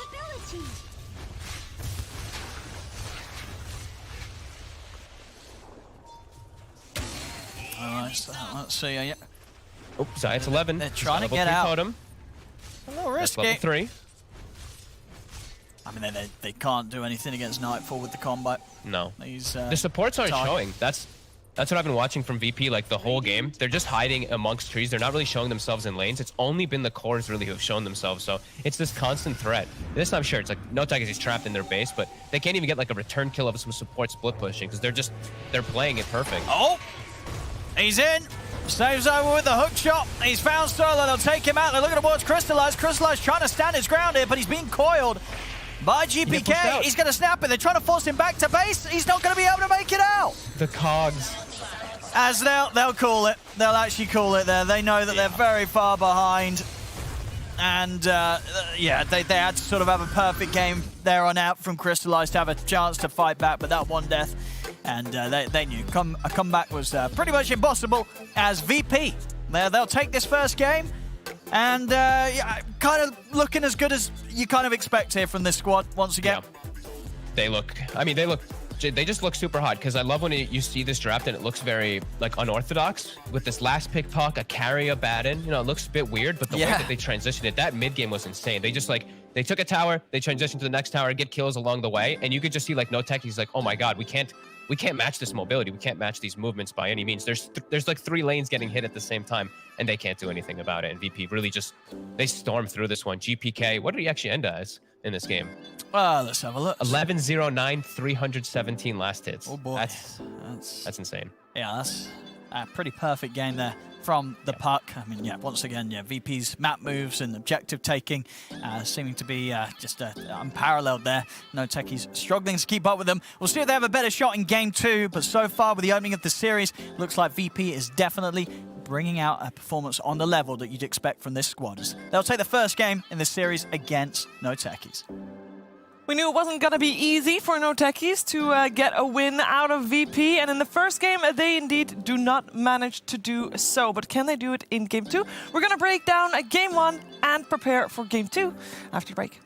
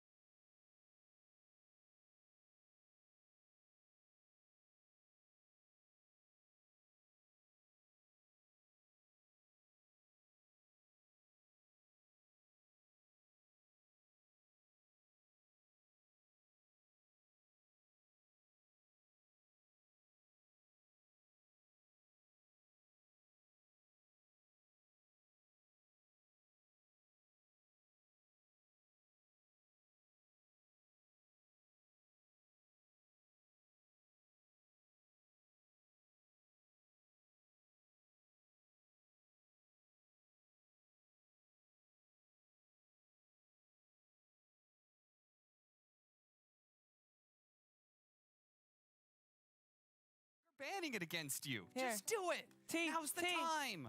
T. Thank you. Techies in the name. Just pick the techies. Come on, guys. Easy. Well, if it is that easy, we'll find out. We are ready to show you the draft for game number 2. Stay tuned for more Virtus.Pro versus NOTECHIES.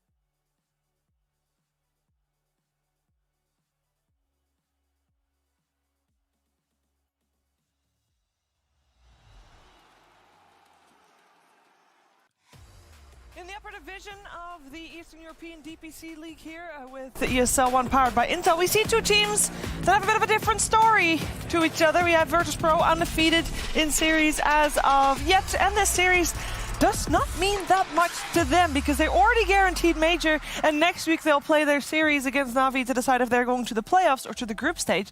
And on the other side we got NOTECHIES, who is on the brink of elimination, and if they don't win this series, then their fate will no longer be in their own hands. A lot of pressure here to perform, and they are one game down as well. We're joined by Brian. He's going to help us break down the draft that you see in front of your screen. We got Cap and T-Gov as well, and we're ready for this. T-Gov, what do we want to see cheese, right? Do we?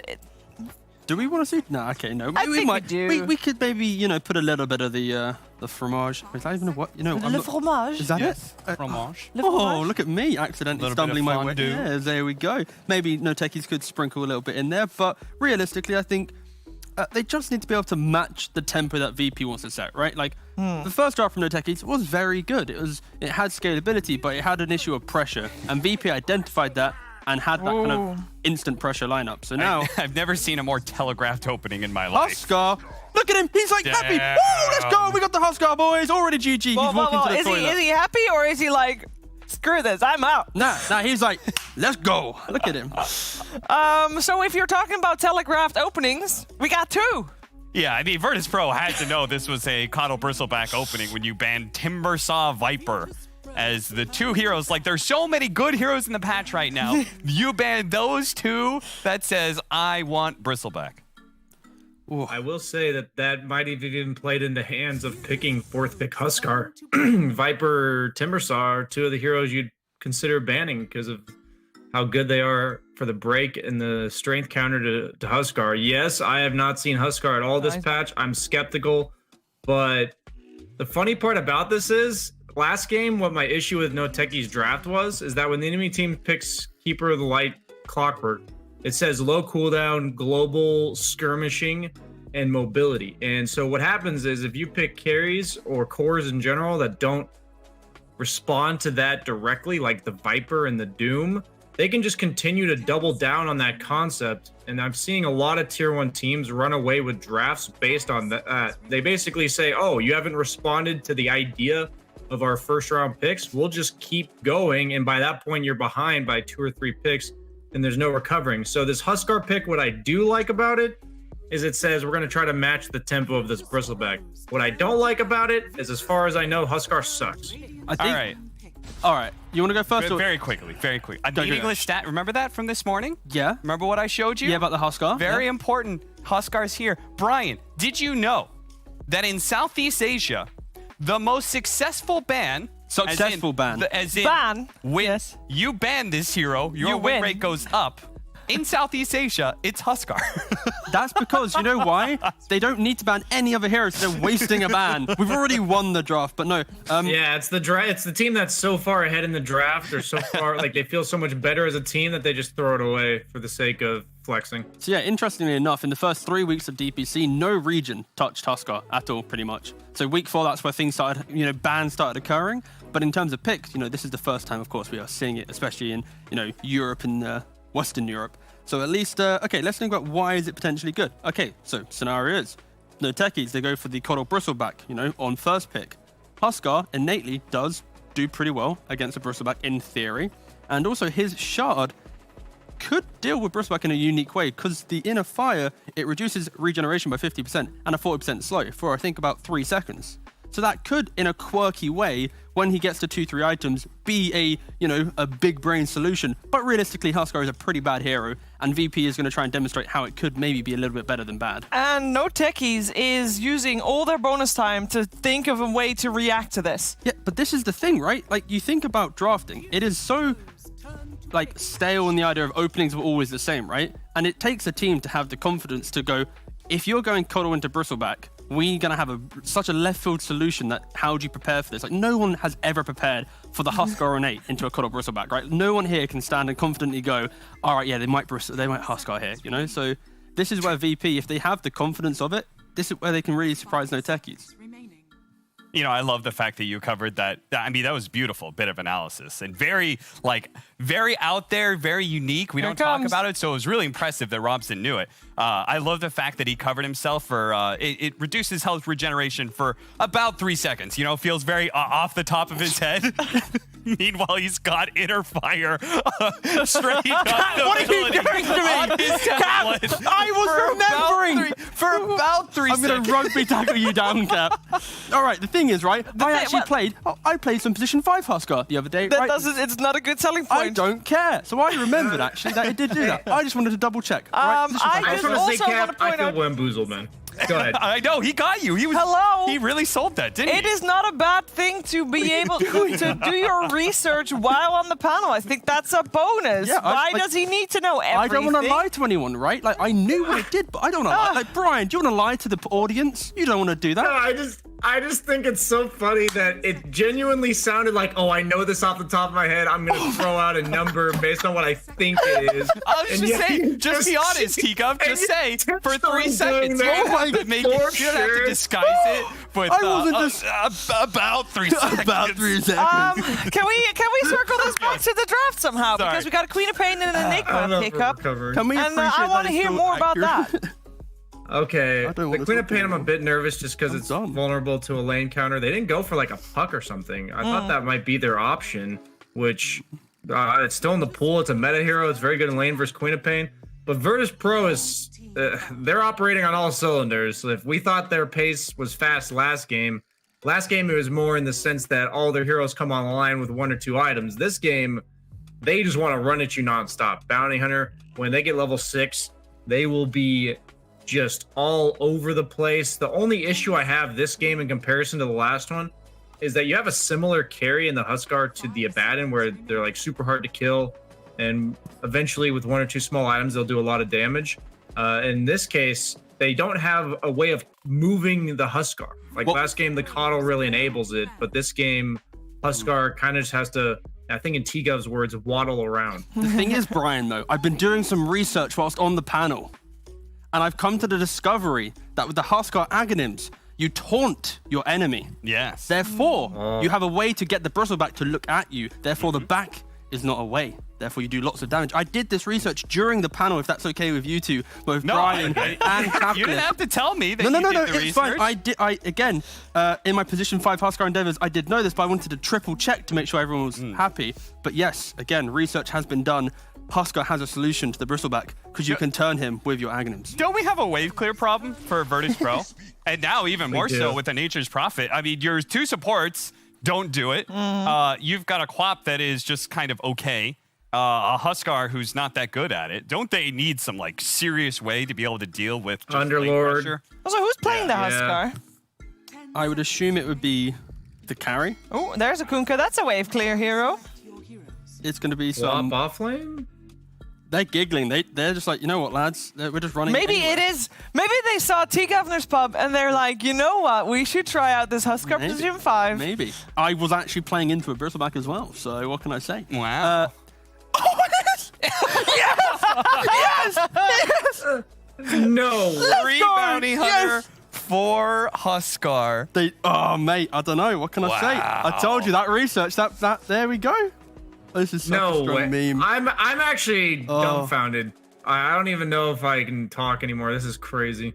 So yeah, Virtus.Pro once again bringing new ideas to the table and really hinging on the fact that they have to have insane execution to be able to pull this off. So it is testament to their confidence with each other. They are clearly having fun as you look at the player cams. But Yeah. I think everyone knows that NOTECHIES, they've got better scaling, of course. They've got really good team fight, but it's all about the map pressure. Can they actually deal with that? Because this is what this is going to bring. I am... what can I say? This Huskar position 5. It's 4. 4. 4, 5. 4. Support. Support. Just say Support. Yeah, Yeah, save. yeah. I forgot, yeah. Wouldn't I? I feel like, I had a somewhat legitimate way to be able to back NOTECHIES last game, and now I feel like, I mean, if they're going to win any game, right? It's the It's gonna shard. be I'm the telling one you. with the support it's Huskar. It's the shard. He's going to waddle in and go, poof, and then Bristle, and you can't do anything. Brian, what do you make of this? This, if you can't beat him with this draft, I don't know. I feel like this is straight disrespect from Virtus.Pro. I'm not trying to say they're completely trash talking here, but there's no way that they thought going into game 2, this is the optimal draft to win us the game. But I'm looking forward to watching a very unique game. Thank you very much. Yeah, we said that maybe the draft from Virtus.Pro in the first game was a little bit arrogant, and Brian is hereby saying this one straight up disrespecting T. Fog just messaged me and was like, "Are they doing your meme? Are they doing the Huskar support?" Oh yeah. Oh, yeah. Oh yeah. Fog's approval. Oh yeah. Look at it go. All right, so I think T is on board with the with the VP So draft cool. cap. Final thoughts? Oh. Yeah, I mean, they're pulling out Robson's strategy. That's a surefire way to lose. So go NOTECHIES. This is going to be a 1 and then maybe another. Nah, it's a 2-0. Huskar support. What can I say, All mate? right, well, let's find out how this one is going to play itself out. Let's head over to our commentary duo of OD Pixel and Fog. Thank you very much, Steve. Yeah, Fox, so what do you make of this draft here from VP? Is it going to work out, or have they gone too far? I don't know. I have no idea. There's a bounty, there's a quap, there's a Huskar in my games. I don't like bounty either. I'm very curious to see what they got planned up for, and I have to give T credit. You know, we were having some fun yesterday, or maybe the day before. You know, all these days are starting to merge together. But he was mentioning the Egg Shard Huskar meme versus these like high HP regen heroes like Bristle. Hey, they've actually drafted it. I don't know what the hell VP's gonna do, but it looks like he's gonna jungle on Huskar. So Wait, what? I think he's just gonna straight jungle. Yeah, okay, so I'll tell you right now. Okay, so I saw something in the pub where I saw someone cut the trees to the north where he's standing right now, and you jungle with your tower. So you get the tower armor benefit and regen. You stand in the AoE of it, and the tower kind of quote unquote helps you in a way. So it's kind of, I mean, it's awful, but I mean, don't know what the hell else he's gonna do. That's sort of what's said about. Is this a serious strat you think the VP's been practicing and they're coming out with, or do you think we're seeing this come out because they don't think much of NOTECHIES? Both. Yeah, let's go with both. You'll go with both. Let's be nice. Yeah. We'll see. I think like they did pick themselves like, you know, GPK Kunkka is like super signature hero. So I see them like they sure, that's up their one of his best. kind of meme looking draft with some very concrete heroes that they're super comfortable on. Like even Nightfall on the Quap, you know, you can see the merits as to why he picked it. You know, there's only really like the Earth Spirit role and some Malefices and stuff. You know, he could run away with stuff himself too. Maybe it's their solution to Enigma, that you could kill the Eidolons in lane and never worry. Who knows? You know, VP might just have their own idea, and I'm all about the anything can work. And he's jungling. He's just straight up jungling. He's straight up jungling, Owen. He's got 2 CS there. Quelling Blade plus Blades of Attack. Look at this. Now he's going to the jungle from the high ground here onto this other camp. Oh, man. All Don't well, try this at home, Don't kids. do this. Don't try this at home. This is a trained professional. Do not recreate this behavior. This man has had years of training to get to this point. There's a hero like Earth Spirit, and you're always low on health. You got to play very cautious. He's got a ward to protect himself, though. So save, you know, he knows what he's doing. Your admiral is on board. He is, yeah. Not letting any sort of opportunities for Zayas to break into the jungle. These other lanes. I mean, how's DM going to do down here? Is he going to be fine, or should Cottle Bristle be able to bully him out of this lane? They're going to be able to push him out decently, but he'll get at least some levels, so that's one thing. And he can just sit invis, and then they can't really catch him. He can just TP out if they ever do go on him, because he's got high armor and they've got no stun. I see Crystallized went for Soul Ring. I thought you skipped the Soul Ring when you have Coddle. Oh, that's true, actually. I saw people do this the other day, too. I was still get it even though they had the Cottle? Yeah. Yeah, but was that in the game where we saw a team pick Cottle Bristle and they weren't too great with the Cottle Bristle? It might have been. I don't remember. There's so many games, but I thought you usually just skip it. But it does give you like armor, strength, and armor. I don't know. Oh well. He is the carry Bristle, so I wanted to get like bigger items. Well, that's especially in a lane like this, right? It's just a bounty. So you could go greedy. You know, get yourself the greediest of stuff. Yeah, I don't know. Oh well. Oh well. All right, yeah, Save is jungling. Well, I mean, watching the Huskar. You got to be honest. Just so far, I don't think. Well, I guess the fact that the Bristle is getting free farm down bottom, DM's not getting a lot, is definitely sort of the trade-off that you're having because you have this for pure jungling. But the other lanes, GPK in the mid is having a great time. 27 for 8 against the 15 for 6, and top lane Nightfall's farming alright as well. He's doing okay. Yeah, he's gotten some Eidolons himself. You know, Malik's still getting stuff too, but he's clearing out Eidolons and. You know, Malik is under threat. Every time that Earth Spirit does leave with him, sure, Enigma is more of a self-sufficient hero because you pull the lane back, but he's under threat of getting dove pretty hard. Lots of nuke damage coming between Queen of Pain and Oracle. So we're seeing Zayax just constantly moving around, checking for all these runes, checking for the positioning of the Huskar. Save. He's avoiding him. And now he's got the Helm of Iron Will, so he's actually getting farm. I mean, yeah, now with the Helm, it's kind of like, it's not necessarily a guaranteed kill if you roll in. If you don't burst him down, he'll turn and he'll probably kill you. Dota 2. I mean, it's not been punished. No, 4 minutes in. It's really not. 1k lead from VP, whilst having this jungle Huskar. They're doing fine. And DM, he is, you know, we see 10 last hits. But he's walking in and hitting the Coddle, so he's actually getting some gold from Janata as well amongst those 10 lasted. So he's getting something himself. And GPK really is doing incredibly well mid, as you'd expect him to versus Nature's Prophet, but he's doubling up Ergon at the moment, at least in last hits. And even trying to get aggressive too. If he hits 6 off a creep, he might be able to make a play on that mid lane. Quick, DM could actually go mid. I think DM should go mid with GPK level 6, and they can set up a kill. Nightfall, they were able to just kill off Malik. A little too far forward. He's actually gonna get. He's gonna be the most farmed here. He's gonna be higher than everyone on Radiant as this jungle Huskar. No, he's gonna get a viewer. No. Yeah. Oh, he's level 4. no. He's actually gonna be more farmed than the entire Radiant side. He just got an Ops Ward as well. Them.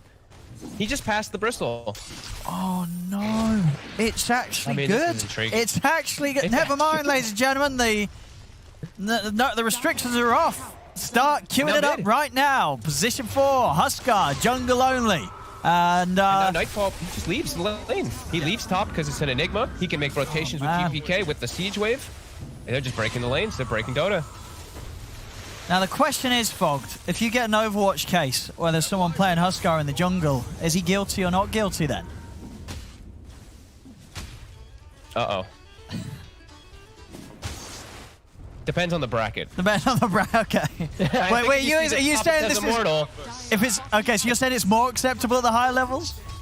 Oh God, I don't know. Or is it more acceptable at the lower? I mean, it's working. It is working. It's working. Like if you see a Herald Huskar, like he's not gonna do it right. He's gonna do it terribly. An Immortal Huskar might just do it right. So maybe it's not worth reporting him. Wait, you're saying as if it's a is this a hard thing to do? I think Save's having a great time. This isn't a high skill play at the moment. This is easy mode for Save right now, surely. For Save, but for Herald players, you know, they won't. they'll just die to the neutrals. Attack, you know. I mean, hey, there we go. Jungle Huskar also just picks up his armlet 6 minutes and 50 seconds in. So how much does he get for that kill, though? 332 XP, 300. But he's got his armlet. That's never happening again. It's really not. He actually can just go to a lane now and run at them. Yeah. What is happening? Yeah, a 3K lead. He's having a jungle Huskar. And he's just going to straight up rush Ags. He's going to rush Shard. And at 20 minutes, he's going to be actually really scary. I mean, this is... Like, this has got to be... If NOTECHIES do indeed lose this game, this has got to be the roughest loss they've suffered, right? But they're not... The thing is, they're not taking advantage of it at all. They're playing the greed game. And I'm looking around right now. And where are their stacks? They don't have Ancients being stacked. And they only have, like, 1 triple hard camp. But they're a Cottled Bristle. They need to be stacking a lot more for this Bristle. And now DM, he actually just pushed the Bristle out of lane. A Bounty Hunter off lane alone has pushed the 1 Bristle out of lane. Oh, man. Oh, that's a rough one. It's a rough one here for NOTECHIES. VP... They have to start doing something, though, like forcing the issue. Like, Ergon's jungling as a Nature's Prophet. He's doing Ancients. This is not what... He should be applying pressure somehow, somewhere. Well, you say he's doing Ancients. I think he killed 1 little one, and then he was kind of like, you know what, that's kind of hard for me. So, yeah, he actually just can't. And look at Crystallize. Look at DM. That's your 1 position getting just... He's just losing his money. Hit. He's just losing his money. He's just getting hit by his money. By the offlane bounty. And now mid tower is getting pressure. And now Save's doing Roche. No, he's not. He's going to do Roche at like pre-10 minutes. He's actually they're not going to check this out. He's going to do it. There's no way. He's actually having such a good game here, this jungle Huskar. And it was the fastest arm that was seen on a Huskar in this patch. He's now going to get Roche. It's got to be the... Is this the... I bet we don't even have that stat. Do we have that stat? This is the fastest Roche into DPC. As long as he doesn't die. He's doing it right, though. He's got it. He's going to be able to do it. Unless he gets... Oh no! Oh, look how low it is! Get to the pit! Everybody get to the pit! Get to the pit right now! Get to the pit, boys! You can get it! There's a Roche! Oh my god! Oh, they're going to hit it! Somebody hit it! Everybody to the pit! All hands on deck! Get that Roche up, but not all DM's cleaning up. Money. Oh no! They went to the Roche pit. They needed more Crystallize. He's got no health. He's got no mana. He can't come over here. They just got 2 track kills for free. Oh, it was all part of the plan. Save planned to get bashed and died because he knew that it would bait them in. And Crystallize is he's still tracked. Oh, and he's still hanging around. What the? Wait, what? No. Oh dear. Oh dear. They'll get back on track, and it will still be a 10-minute Roshan here from VP. VP is my favorite team at the moment. Sorry, Secret. I've now just And it heard. is the fastest Rosh of the patch. Thanks you for the great stat. Wait, well, I wanted to see the numbers. You know, what's the second fastest Rosh? How much did they beat it?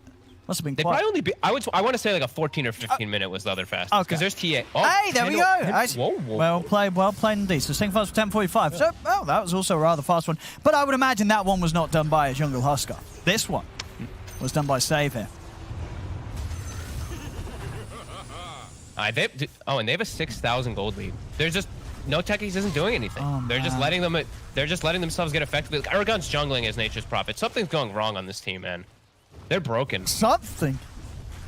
Lots of things. Everything. It's a rough game from NOTECHIES. Oh man. Well, what do they do? They haven't been able to do anything so far. Oh, and I don't know. I just don't even know. It's a 7,000 gold lead with the jungle Huskar. The jungle Huskar is the offlane bounty is second highest net worth in the game as well. Who's left completely alone. He's past the Bristol. I don't get how the bottom lane happened. How did the bottom lane not just become complete free farm for Crystallize? I mean, was he missing CS? You know, why did he not get more out of that? Did they? I don't even know if they bought Dust on solo or anything. Like a sentries. I mean, they have a sentry, but you need to be buying Dust and punishing this bounty if he's complete. They didn't. I don't feel like they did much of anything. They don't even have stacks. So I think they've just crumbled completely. Well, they're gonna Zayats will try and fight here. There's a lot of VP heroes collapsing though. I mean, this tower's gone, and a lovely little torrent there from GPK. Catches Zayats. Oh, they're going to turn and run him down as well. Let's see if they can save Crystallize. Nightfall coming in from the side as they'll get a big blast out onto them. We'll stop them from diving in onto Crystallize, but now Crystallize, he stepped back into the X combo. There's a Vessel. They've got the boat crashing down. Save jumps in. Crystallize is gone. DM has Vessel. This Bristol's game is over before it started. Oh boy. All right, well, VP have effectively just destroyed NOTECHIES. They have. They really have. Possible way. Like, look at for solo now to another track kill. I mean, this is rough. Save goes down. They get Kingslayer. I'll push top while all this is happening, guys. Good luck, bottom Zayats.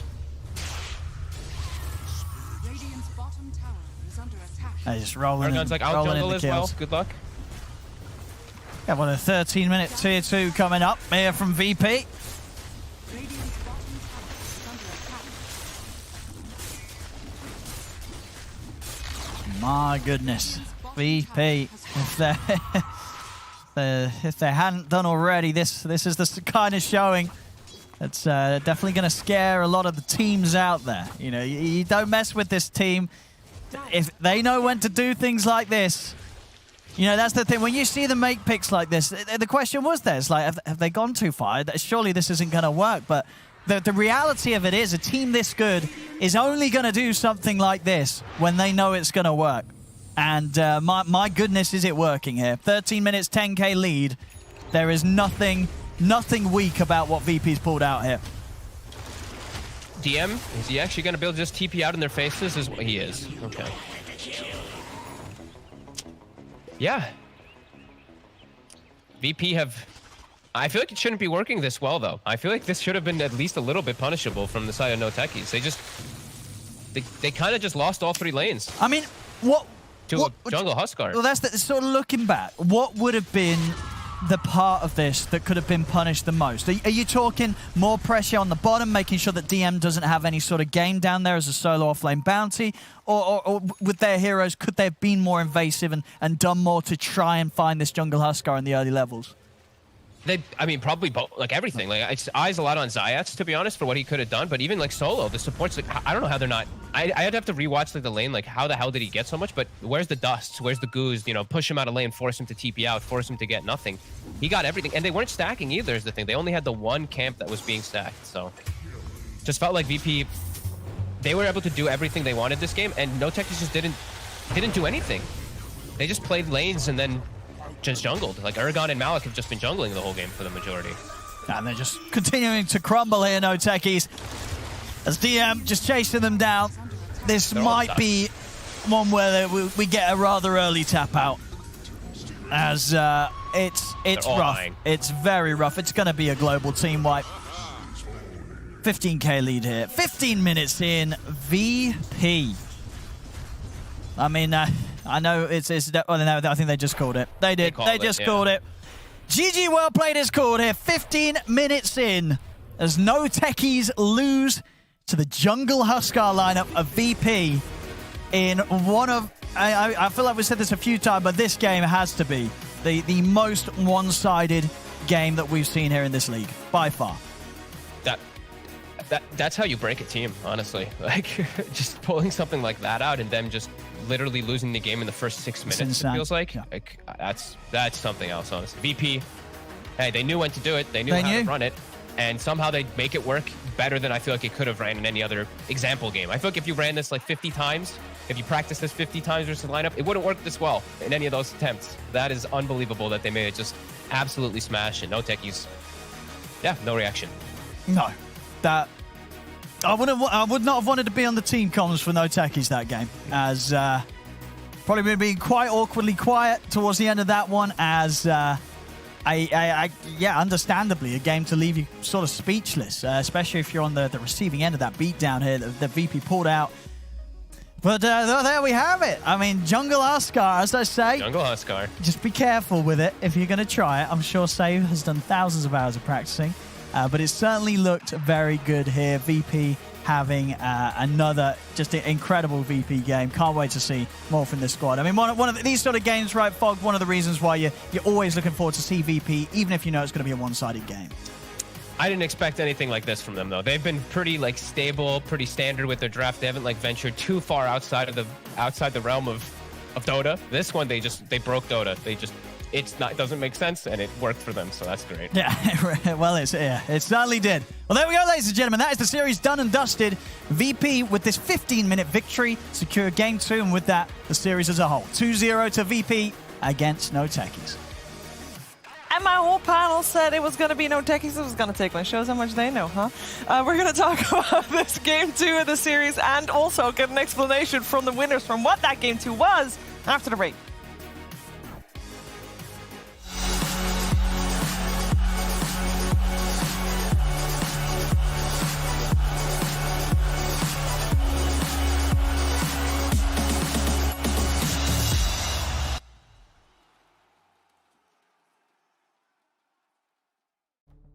With the right CPU, you can turn any game from familiar to phenomenal.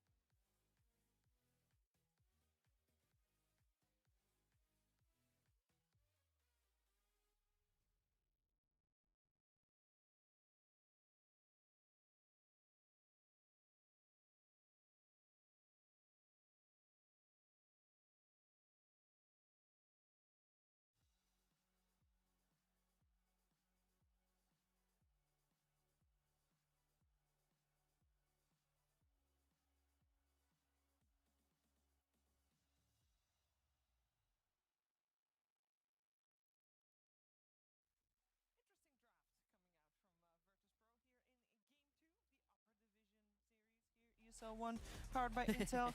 And See ya. he was trying real hard to avoid that too. Here with Cap and Tiga. We're going to break this 15-minute game down by talking about it longer than the game actually lasted, T. Yeah, pretty much. I think Virtus.Pro just came out of a draft where NOTECHIES just wasn't ready in terms of preparation. Of course, you have this jungle Huskar, and yeah, just dismantled the kind of the step-by-step process that teams need to follow to be able to confidently win games. And when you dismantle that with the craziness of this off-lane bounty, a carry Quap and a jungle Huskar, no team in the world will be able to instantly be able to adapt to such randomness unless you have slightly better heroes to have at least good lane matchups. And yeah, just NOTECHIES, they didn't even have the good lane matchups to allow to invade and stop this very please don't do it in your pubs, jungle Huskar. Yeah, absolutely. I mean, the fact that they had a 4 position that was non-existent throughout the laning phase, but Virtus.Pro still walked away with a laning win. I mean, that Bounty Hunter was level 6, beating the crap out of the Bristleback in lane. Coddle didn't really have like a whole lot he felt like he could do in this laning phase. But what was that lane that you're mentioning? The Coddle Bristle 2 versus Bounty Hunter 1. Why doesn't the more heroes just win? The key reason is the Keeper of Light doesn't have a stun or any way to stop the Bounty Hunter from putting the waves. Bounty naturally has good move speed. So he's one of the few offlaners that can independently play the offlane simply because of the creep pulling mechanic of just grabbing the wave and taking it behind the tower. And there isn't that chase down potential. And that's pretty much what you'd see him be doing, is just resetting the lane himself and playing independent. When he gets 6 with Track plus Janada, he can bully him. And of course, with Bristleback and a stick, and good armor on Bounty, you do pretty well. So in theory, there is method behind the madness. Yeah, because you're talking like Bounty Hunter will be like, yeah, that's a great solo offlane hero. It's a rare scenario. Very good. We should have that all the time. Great arguments. Theoretically, the same strategy could work with, say, like an Enigma offlane, right? Yeah. Similar concept where you have a hero that is able to solo in this rare times of offlaners. Yeah, I think the reason why it worked this game as well is because also you have this Kunkka mid lane interfering. Kunkka does really well. And then you have this aggression of just Quap in that side lane. So it is a very rare scenario which just set itself up that Bounty can just pull the waves. And it's all about just annoying them so that they can't ever invade the jungle. Because it's like, Bounty's getting XP bot. What do we do? Quap's pressuring top. What do we do? Fury's now jungling. All the gameplay from NOTECHIES is looking inwards. They need to make stacks for the Bristle. Fury needs to jungle. Enigma is also doing the same thing. Like, there's no one on NOTECHIES that pushes deep into Virtus.Pro's side. And that is why, again, in the rare scenario, this Huskar was able to really play a supporting role in the jungle because there was no forward pressure from NOTECHIES. And suddenly, he's going to contest Roshan by himself, get bashed. Unfortunate, but like, yeah, it's all about the intricacies of the draft from NOTECHIES, and Virtus.Pro just understand that. And yeah, it was beautiful greed. Yeah, there's a lot to be learned from a game like this, and Brian is going to tell us exactly what the lesson is. Hey guys, let me get myself on camera. Hey guys, Banana Salesman Jamma here, and I'm here to show you exactly how to win your pubs in 7.28. Have you ran out of role queue games? Do you need to do something other than be useless as support? And do you not know how to lane? Well, I've got the perfect answer for you. It's Jungle Huskar, guys. And we're gonna show you VP Save, 100% win rate in competitive Dota, exactly what it takes. We got a ward on the left side, scouting out any potential interference. As you see on the mini-map, we're cutting down the trees for optimal efficiency between camp to camp. And all you have to do is have an offlaner that is okay to fend for themselves, and perhaps a mid laner that is ahead by 20 CS at the 5-minute mark. Other than that, it's all you. You got this. He's got a starting build of Quelling Blade plus Blade of Attack. Optimal efficiency when it comes to damage output, leveling that passive, gets himself down to 30% health. You can do this too, people. It requires virtually no skill other than the preparation of cutting down the trees and warding. Now, the only thing you have to be worried about is the counterplay that the opponent might notice that they are playing 5v4. You might feel like your opponents usually feel like they're playing 5v4 in your games, but in this case, they actually are for the first 10 minutes of the game. However, if you're able to scout out their interference, you can back off, making sure you don't get picked off with low HP. You can always retreat to your triangle if possible. We're looking for the Armlet Rush. We're looking for you to rush your Helm of Iron Will. And if you do it right, you can also have a faster Roshan with Armlet toggling than any Roshan taken so far in the DPC. I really hope it's not going to be a thing. I heard Owen ask during the cast, you know, is this something that if you see that in your Overwatch case and you have this position 4 soft support selected, you know, you see the role queue, and this is what you see, what do you do? That was terrible. Guilty. Guilty! Yeah. I got nothing else to say. I think Brian, he's trying to impose this so that people lose MMR, so people keep wanting to watch his own content. So I think this is a power play from Brian to try and up his guides and just general videos and content. Yes. So don't listen to Brian. Don't actually do the jungle. And think about it. In your pubs, do you really have an offlaner who can solo by himself? Most offlaners nowadays in pubs will be crying. You know, why haven't you pulled the wave? Why haven't you got missed? You know, all this stuff. I don't think it can work. I think you can only make this work if you have the DM bounty hunter on the offline. And we actually have DM with us right now, I believe, in the studio. Hey, DM, congratulations on the series. Yeah, we can. Do you hear us? Yeah, hello. Yeah, of course, I hear it great. Great. First of all, interesting game too. Let's start with the bounty hunter. You played bounty hunter offline by yourself. How was that? The idea was, I should start from the idea of our draft. We knew the Husker gonna go woods. We did practice it. Safe invented the strategy, and he did practice it in woods by himself for like 10 days. He was farming woods on Husker for hours. So we needed solo flanger against 2 heroes. And I said, like, give him Kotl, he will push lane into me, and I'll just solo lane. It's free lane. So if you see the graphics, I was on top, like 1k over Bristleback in the end of the lane, because Bounty Hunter is good at solo lane. Yeah, like this. It looked fantastic. It looked goofy, but hearing that Safe practice it as much as he did, it paid off. It looked looked good. I mean, the bad thing is Russian bashed him like 3 times in a row. Yeah. It never happened to him in 10 days of practicing in lobby, but it happened here, so it's like really unlucky. It turned out at good the end of for the you, day, though. we just took the Russian and killed some people with tracks. So it's okay. So I guess the question is then, why did you bring out this strategy then for NOTECHIES, arguably one of the weaker opponents? Did you just want to kind of try it in a competitive environment? You've got Na'Vi still at the end of the group. The thing is, we invented this strategy like close to Spirit game. He didn't practice so much the Spirit game. So we keep this strategy for this game after we win first. Like we had a deal. We win first, we do the strategy. Okay. So we did win first and we did this. Okay. Fair enough. All right. Well, I actually have 0 questions after that breakdown of that series, because now I feel like I've learned everything I need to know. I do have a question. Do you do the Overwatch cases? I do sometimes, yeah. Okay. You see this jungle Huskar in the Overwatch. What are you putting down as the verdict? To be honest, in pub game, it's really bad to practice this. Thank you. You need to be a good team and have a good understanding of the game to do wood strategies in Dota 2. So don't practice this in pubs. Ooh, you said wood strategies. You got any more? Ooh. I think we have a lot of strategies, but we need more practice, so we show them on Major maybe. Oh, very cool. I'm looking forward to that. Thank you, DM. I'm looking forward to that too. And to be honest, I think we need to repeat it. Do not try this in your pubs. Thank you. That would be the words from DM as well. So, you know. DM, you got 1 series left next week, same time, I believe, or same-ish time.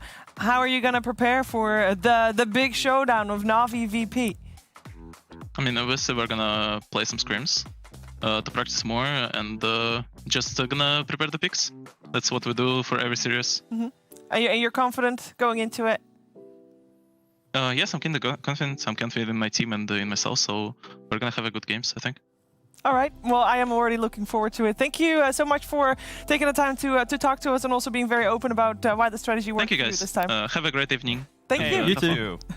You too. I mean, I am very happy that he said it. I'm very happy you asked that question, Cap, because we do not want to see Huskars in our pubs, and we will guilty verdict you. And yeah, You could do it in your 5 stacks. All right.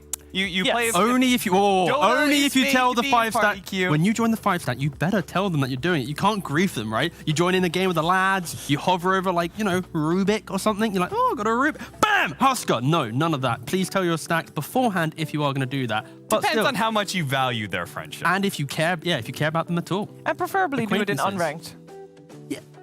Yeah, no, unranked. Yeah. Yeah, true. That's Yeah. the point. Yeah. Right? Build. There's no stakes. It doesn't matter at that point. Whoa, that's it. there's gotta a do lot it of with some pride at stakes. The unranked. reason that it worked for Save, you heard DM, he practiced for 10 days in the jungle by himself, lobby games. That is... Just imagining Safe sitting there grinding through these games in lobby for 10 days straight. He's sweating. He's not eating. Yeah. Eye of the Tigers playing in the background. Roshan's bashing him relentlessly. Yeah. He probably would only practice the first like 10 to 15 minutes, right? Or until you take Roshan, Oh, no, maybe? yeah, for sure. Like, I think there was actually a time in TI9 when there was Jungle Venomancer kind of maybe was creeping up and there was some lobby practicing with that. It's the same thing for, the Husker. You load up a game, do you get the right creep camp, you pull it back, you go to Roshan, you test the armlet toggles, you get agents, you win the game, you break their spirits. Yeah, for sure. It's only 10 minutes of practice, but he's probably done that at least 20 to 30 times. I'd like to put a number at. If that's not a content piece they do for the major, it's a shame. They got to make that happen. They do. And we got to have some Eye of the Tiger music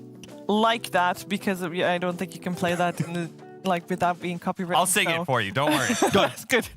Right now, go on, Cap. I can't do it with the pressure on me. There's no pressure on you, Cap. No one's watching. I mean, I already kind of did it. Yeah, kind of not enough, though.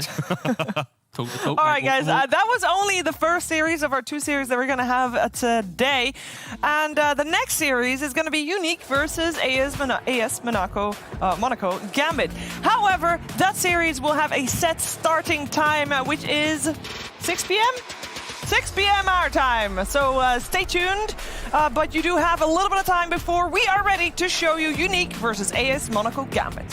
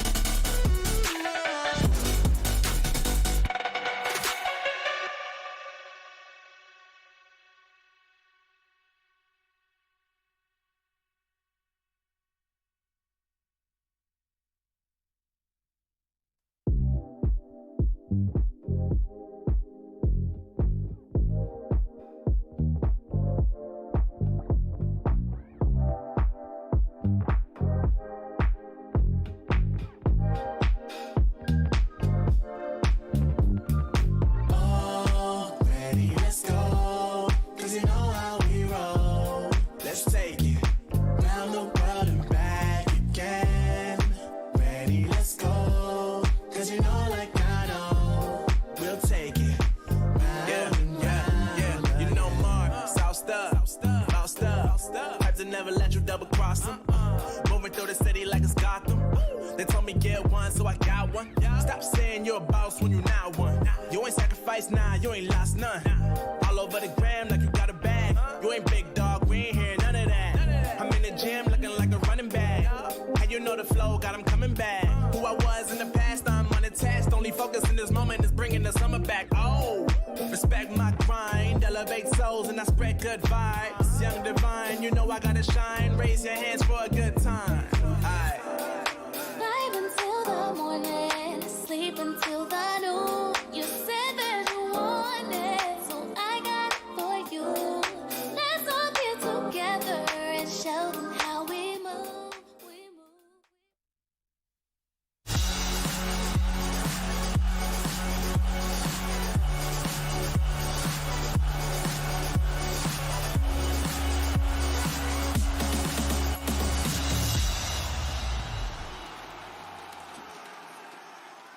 Hello and welcome back. ESL 1 powered by Intel continues in the upper division of the Eastern European DPC League. And we see a series in front of us that should be definitely closer than the previous one. It's very hard not to be closer than the previous one, to be fair. We're going to have a Unique taking on AS Monaco Gambit here with T-Gov and Capitalist. And before we do anything, we're going to take a quick look at the standings, see how these two teams are doing right now. Cap, this is a middle of the pack series. Yes, this I know we've been talking about Extremum versus AS Monaco Gambit being the potential third place slot, but that is just assuming AS Monaco Gambit is going to be beating Unique. But we all know about assumptions, right? They make an ass out of you and me. So Unique could I think, upset AS Monaco Gambit here. They've been looking better, I think.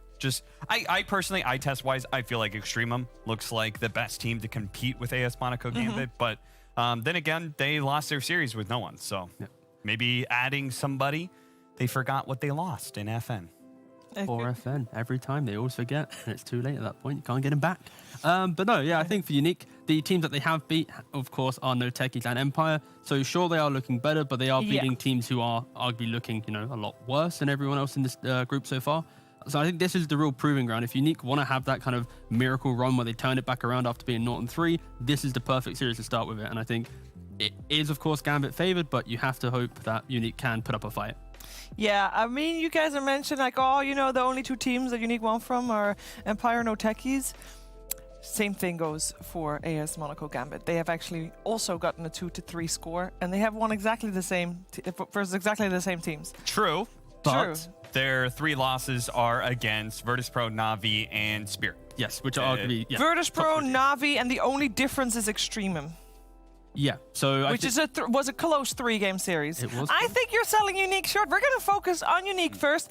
They are a team that started out rough because they did face Na'Vi first and then Extremum after. But we have said time and time again, T, that this is the team that has improved most. Yeah, no, they have for sure. I think you can see in their way in which they kind of play together. They've obviously been stepping up a lot. But again, I think it's just a realization that they're yet to play up against an invited team. And of course, this is now going to be one of those showings. So I just really want them to do really well. I think they have just turned it around for sure. And they've already played against 2 invited teams. They just lost both. Yeah, I meant like beat an invited team. Sorry, let me rephrase my statement. This is a chance to prove that they should have been invited. But when has AS Monaco Gambit beaten an invited team? That's also a good point, but it's a different story. Unique, they're coming back, they're trying to prove themselves. Gambit, they should be a lot better than they're actually doing. Fair enough. Again, I think this comes down to the eye test. All right, we can have same records, but you can feel better about one team, and that is going to be the case here. Now, Team Unique, they one of the ways that they did look very good was Big Numb's Earthshaker. Right, he really went off. So I want to be able to see him get that Earthshaker into his hands again, because I feel like Big Num has had very hit or miss performances. So when he does hit, I'm looking at those heroes going, okay, we really want to get that into his hands as quick as possible. All right, fair enough. We'll see if indeed Big Num can perform today. Earlier today, we were able to sit down with Ghostic and pick his brain about what he's feeling today. Hello, my nickname is Ghostic. My name is Andrew. Good to see you guys. In our last series against Empire, we did pretty well. We made a comeback after game 1. It was rough for us, but we made some good drafts. Some decision making in our games was also on point. But it was a good game for us. For us, it's always about like we have to win 2 maps. Doesn't matter if we lose 1 map or if we're not losing it. It's still you need to win 2 maps to win a series. So even if we lose 1 map in series, it doesn't matter for us. We need to win 2 more. If we get a major spot, it's gonna be very big for us because we're kind of new team. We're playing together around 2 months, I think, in this roster, and it's always great when you're like gathering together. It doesn't take a lot of time, and you qualify to major immediately. It's very good. It's a great opportunity when you can improve yourself on this huge tournament. Gambit is a good team, I think, but they change 1 player. It's always a very huge change for any team when someone changes even 1 player. So we will see. It's kind of a new team, I think, and I'm not sure are they good or not. We will see in our series. I think we're gonna do our best against Gambit and hope we're gonna win. I hope they are going to win, and it is indeed good also to see that a team that's been together for about 2 months keeps getting better and better and clicks and has potential to grow. I think for Unique, obviously making it to the major would be amazing, but this team, if they at least keep being in the Division 1, they have a good road ahead of them in the region, I think, T. Yeah, I think they've kind of already cemented that to some point where they've already beaten Empire and NOTECHIES. Yeah. So as long as they don't, lose both series and force some awkward tiebreaker with all of them, they should be in a good spot. But yeah, they're improving, they're learning, and I think again this series is a lot closer than we think it is. Of course, like you already mentioned, they've already lost to the best teams, they've beaten the worst teams. So this really is just going to be a battle of who shows up, who's got the better draft on the day, and I think they're equally matched for sure. Yeah, I don't think I really have a whole lot to add to that. I think we just really have to be able to see drafting-wise what happens inside the game. No Huskars, of course, please. No Huskars. But like whether or not Ghostic gets some of those heroes that he has a unique take on. Let's say his Enigma, him and General have like the same concepts of like taking over an area of the map and owning that area almost no matter what. Even if you don't have allies around you. And also, I guess with for Unique, they look at Na'Vi, and I think in the interview for Na'Vi, it's like General. He doesn't always want to play Beastmaster, but teams gives him it. So Unique, just be ready for it. Like he's going to play 2 heroes. Have some good drafts around it. If it's going to come at you, be ready to fight back. Yeah, let's focus our attention on AS Monaco Gambit, as they are the team coming in as a little bit of a favorite, but the scores are the same, and as we mentioned, it is more closer than it seems. However, all those results, or most of those results, were gotten with a different roster. They have recently upgraded their mid player from FN to no one. What's wrong? You okay I there, just buddy? said General, as if this was Na'Vi. I mean, Yes, I thought you were was confused, but I thought that you were continuing on I was comparing, but then let me save you. I thought you were continuing the analogy that Kat made with the General and Afterlife and there's Ghostic no saving here. on the off. No, there's just say that the same idea you have playing against General, you have the same idea against Ghostic, because they are similar players and comes to their playstyle and heroes. And this is why I'm the substitute and wasn't invited to this. Okay, thank you guys. I understand. Thank you for my career and my safety. Okay. I forgot about that. Okay. AS Monaco Gambit. Yeah, they have Afterlife as their offlane, isn't it? Yes. It's not the same as different kind of player. Completely entirely. different, He is not one of those Batrider off-lane players. He's like a Pango type player. That's kind of what we're looking at here. So, yes. What do you want to say about AS Monaco Gambit? I think they're pretty right. They've they walk the walk. Sometimes they talk the talk, but no, I think Seneko does a really good job getting the lads together. I think his positioning alone is at the forefront of most position 5s. I think there's only a few position 5s who really have hardwired the tank the smoke gank relentlessly in every single game, and he really does unlock that kind of potential in the team. So very helpful. And speaking of Seneko, he's the one that we sat down earlier today with to talk about the series coming up. I play for Gambit and I play position 5. It's an honor to play for one of the best CIS organizations. So first of all, we just will have support from Gambit. Like we'll have like some boot camp, some support like about like getting invites, some tournaments and other stuffs. Like all of these things like it helps us a bit nervous to feel that you might like out from the tournament, but at the same time move you to work harder than before. None to the Bandblaster. Ultra kill. Rampage coming up for Dream as he has just taken out everybody in the backline. Against Unique and against who like Extremium, we should just win all of them. Like they're strong opponent anyway. Like each team who just play this tournament deserve to be here, and we respect them. So we will do our best, and I hope we win them, and we should try hard as never before. Ooh, they're gonna try hard like never before. There from Soneko. They are confident though. They said, you know, we should win versus Unique. We should win versus Extremium. Those are the two series that are left. And yes, next week them against Extremium could be the decider for. It could actually be or the decider for bottom or the decider for top.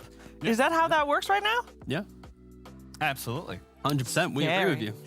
That's great. I'm very happy that my panel is on my side. We're assuming that it's going to be a decider for the top just because we hold AS Monaco Gambit in high regard, and they technically should have gotten better with no one. Again, you never know what you lose with a player and his performance. But if I look at just like what Dream is able to play, like Dream is actually really good on some of those more aggressive carries. So mid-game fighters, Juggernaut, Lycan are two of like the heroes that are really in his expertise, which we saw from no one. They were experimenting with like giving him a little bit more of a harder-ish carry, or let's say equal responsibility in the carry aspect with the Morphling. Yeah, I think that was a unique case where they wanted to be able to put Morphling into this Doom mid. I do hope they don't kind of push towards this idea, and maybe I'd like to see no one be active. I think when he's trying to farm and everyone's farming and there's no one making any moves, this is not how you play Dota nowadays. So I think that was a very rare case where they could maybe get the Morph through the early game because of that Doom matchup. But if they do that again today, there needs to be a really good reason. Otherwise, that greediness could be their big kind of undoing. Specifically, he's one of the best laning mids in the game. No, right? exactly. So you want to make sure that that mid matchup is something that he can play towards. It could be 50-50 or it could be favorable to him, but just let him dominate the mid matchup. Yeah, I feel like both Pikachu and No One both like are the same style of players in terms of flashiness. Maybe No One a little bit more greedy? I think the difference is Pikachu, when he gets a lead, he often can play his hand too much. And then No One, on the other hand, sometimes when he gets the lead, his hero might be a little bit more farm intensive and he might not want to really get into the game. So again, it's more of like a hero-based thing. Pikachu might be playing your Kunkas. No One might be playing, you know, like the Monkey Kings or something. I want to see No One take his lead, move into the map, and I want to see Pikachu take his lead and just greed it up. I think when he gets a couple items under his belt, it's so easy for Unique to play behind him. So slightly different styles, but again, if they get into that rhythm, then it could be really disruptive. Do you want to give both of them priority of last pick if possible? I think Pikachu's hero pool is a little less last pick dependent, as long as you cover yourself correctly. But for sure, No One, I think if you get him a good last pick, very strong. Yeah. But again, he plays Monkey King, he plays Void Spirit. These are flexible heroes. You can pick them early and still feel pretty good. Set him up for success. Yeah, that is the main story. Let's see if we're going to have AS Monaco set and no one up for success. We're going to be ready for the draft between these two teams, so stay tuned for Unique versus AS Monaco Gambit after the break.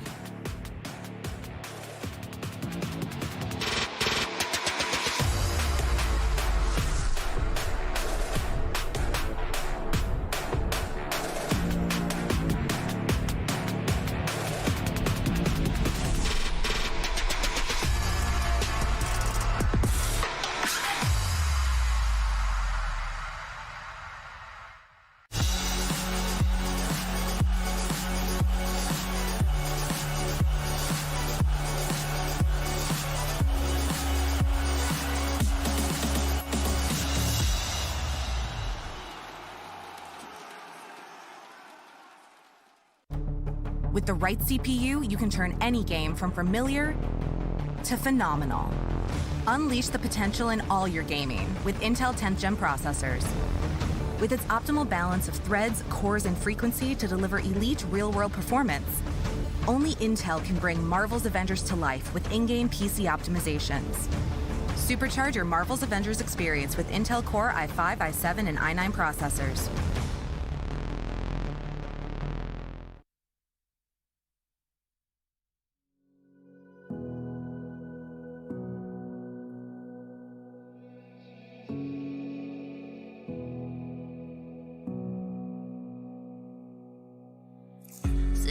a bench, waiting for the time to pass, dreaming of what happens next.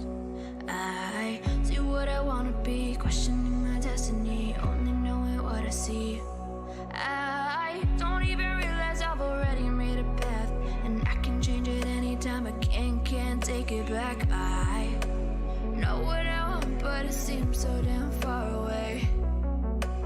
I know I sound crazy to the ones who said oh. I know I empowered those who dream like me. I know I sound crazy to the ones who said oh. I know I empowered those who dream like me. And you say you wanna be somebody.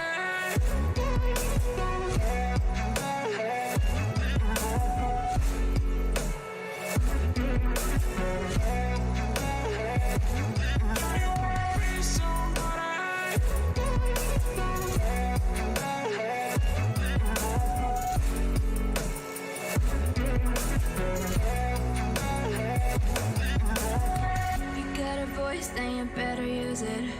Tell yourself day after day it's time to prove it. No days off, keep the hustle moving. Wanna see you be what you want it to be, prove it. I know I sound crazy to the ones who said oh. I know I empowered those who dream like me. I know I sound crazy to the ones who said oh.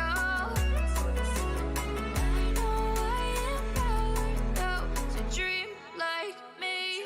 And you say you wanna be somebody. And you say you wanna be somebody. And you say you wanna be somebody. And you say you wanna be somebody.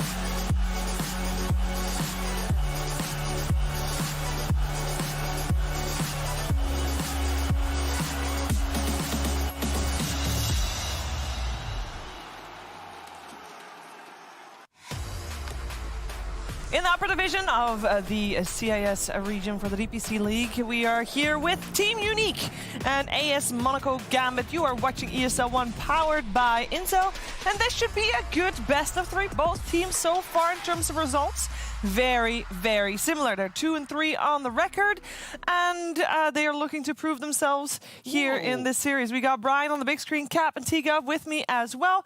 Brian, we're having already 4 heroes on the board, so I'm going to let you go first with your initial thoughts on them.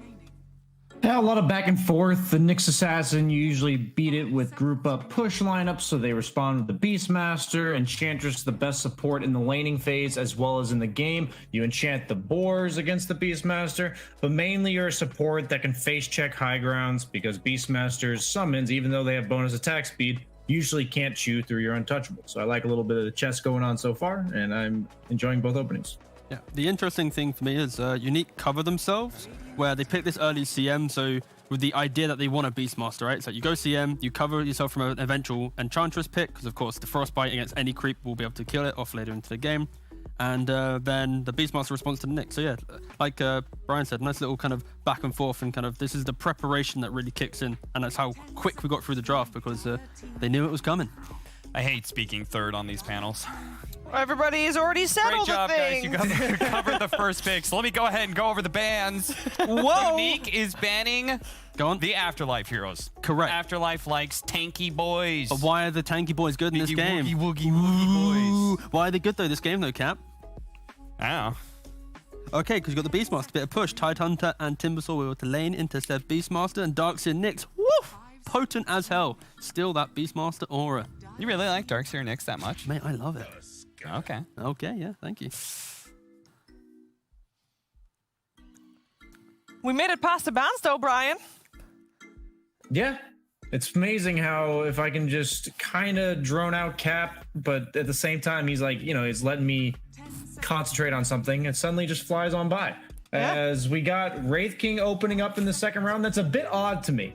Usually it struggles in lane against Beastmaster because of the low armor, against the high physical damage. You also have the Necro Book, which burns your mana pretty early on before you get that 20-minute Ag Shard if necessary. And even though they have the Enchantress, I am a bit nervous about his early game, especially now that they've doubled down on that physical damage with the Tusk. I like this as a way to punish it.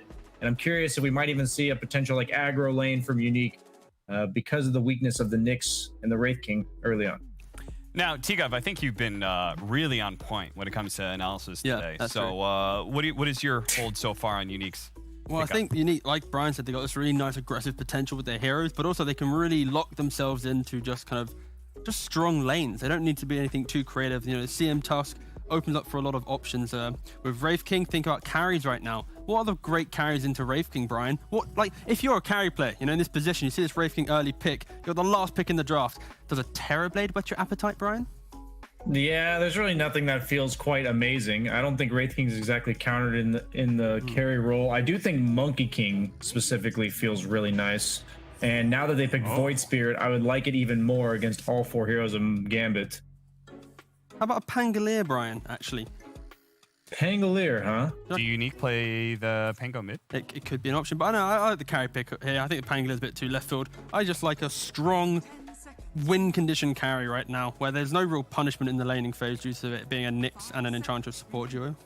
But you like it now, not later? Right now, so it doesn't get banned out. All right. Looking for a live. Hello, Poppet. How you doing? I don't think it would have gotten banned out. Yeah, I don't think so either. But we saw earlier today in the lower division match with PuckChamp, where they had the Lifestealer into Wraith King matchup, simply because in the 1v1 duel, Lifestealer, of course, has good lifesteal against, doesn't really care about what Wraith King brings to the party, and there isn't any lane pressure. He can sit in this safe lane, just keep hitting creeps, and he's not going to die to pretty much any gank that can come into play.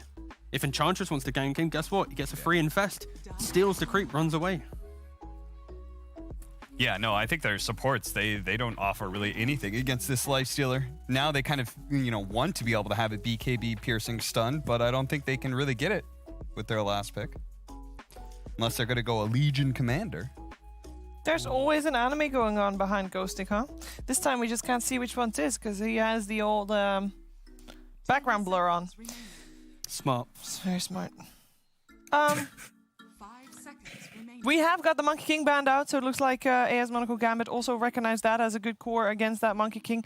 But we already have the Lifestealer, so I guess maybe protecting their Void Spirit a little bit more. We are looking for, I don't know, are we looking for an offlane hero for ASM Gambit? Because it looks like they might want to put Void Spirit offlane and then still pick a no-one hero last. That's at least what Unique is thinking, considering they banned out the Morphling.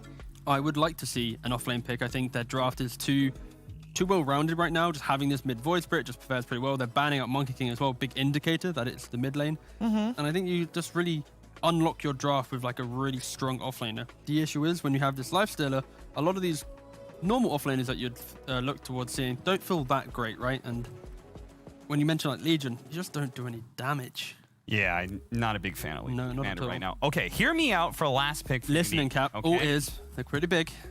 I think that mid-Mars is criminally underrated. I actually agree with you.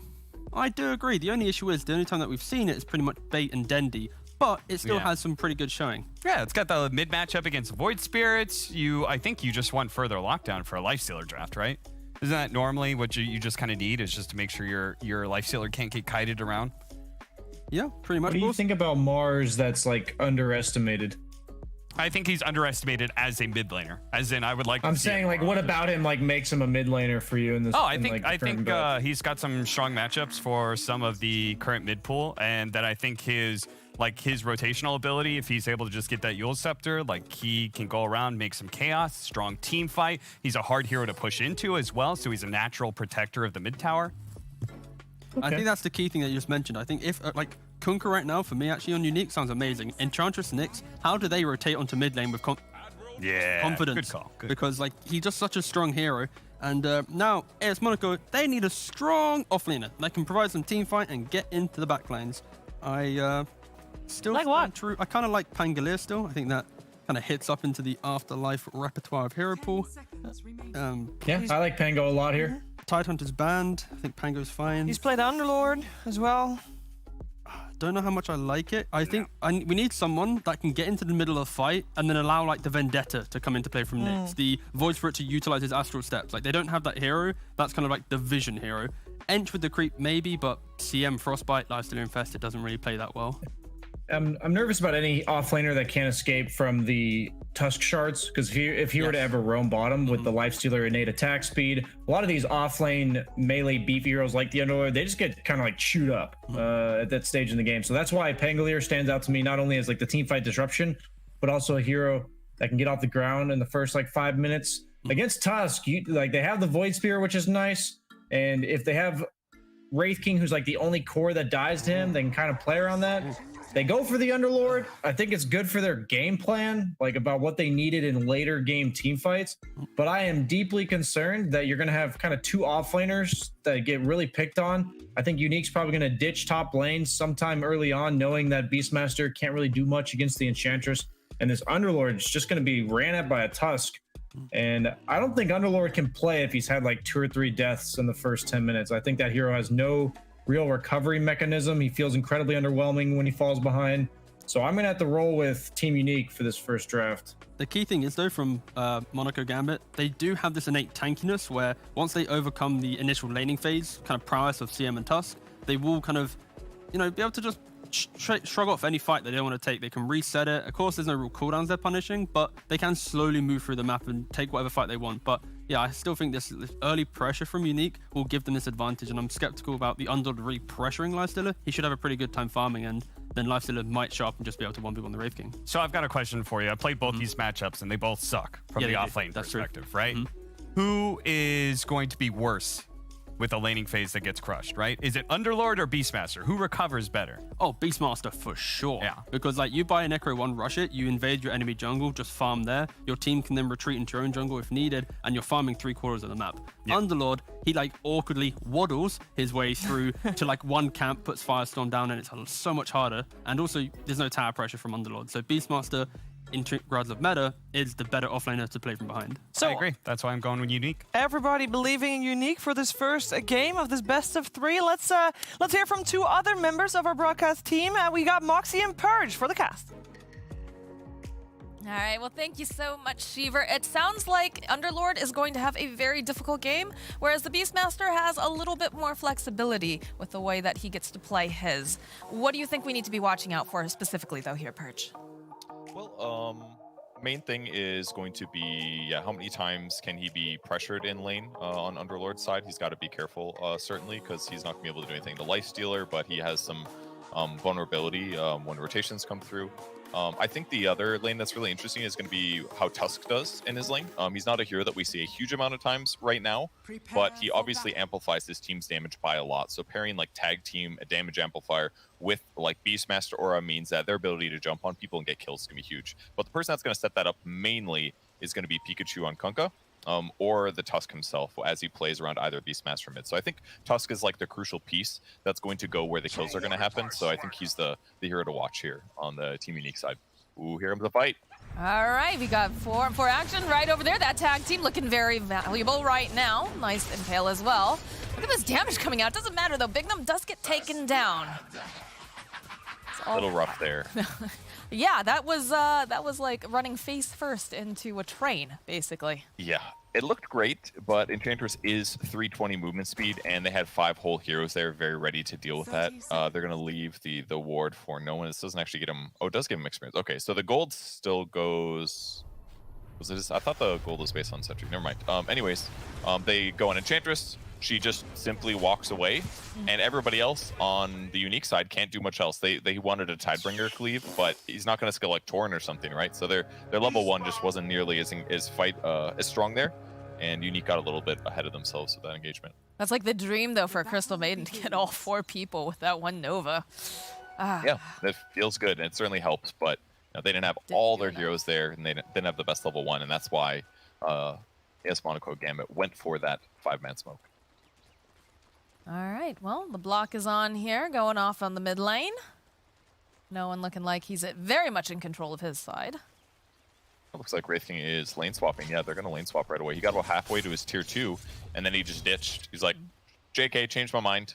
Well, this courier might get sniped here by the Crystal Maiden, very likely. It's just going to be a sentry for Enchantress. Yep, and that is going to go down, so that'll make it a little bit harder for them to de-ward here. Very deep wards placed by the Dire team as well. They want to spot, not quite sure, probably just spot couriers. Just a new place to spot couriers without it being de-warded likely. Well, I mean, that is something that a Nyx Assassin really does enjoy doing, being able to go and put those pressure down, but... So they're gonna Gambit's gonna end up with Enchantress versus the Beastmaster, which is what they want. Beastmaster starts with Wild Axes to offset that a little bit, as we've seen before. And then the top lane is now Underlord versus Lifestealer. But they're gonna start with the tri lane here. This is a little dangerous here for Afterlife if they do choose to go on him.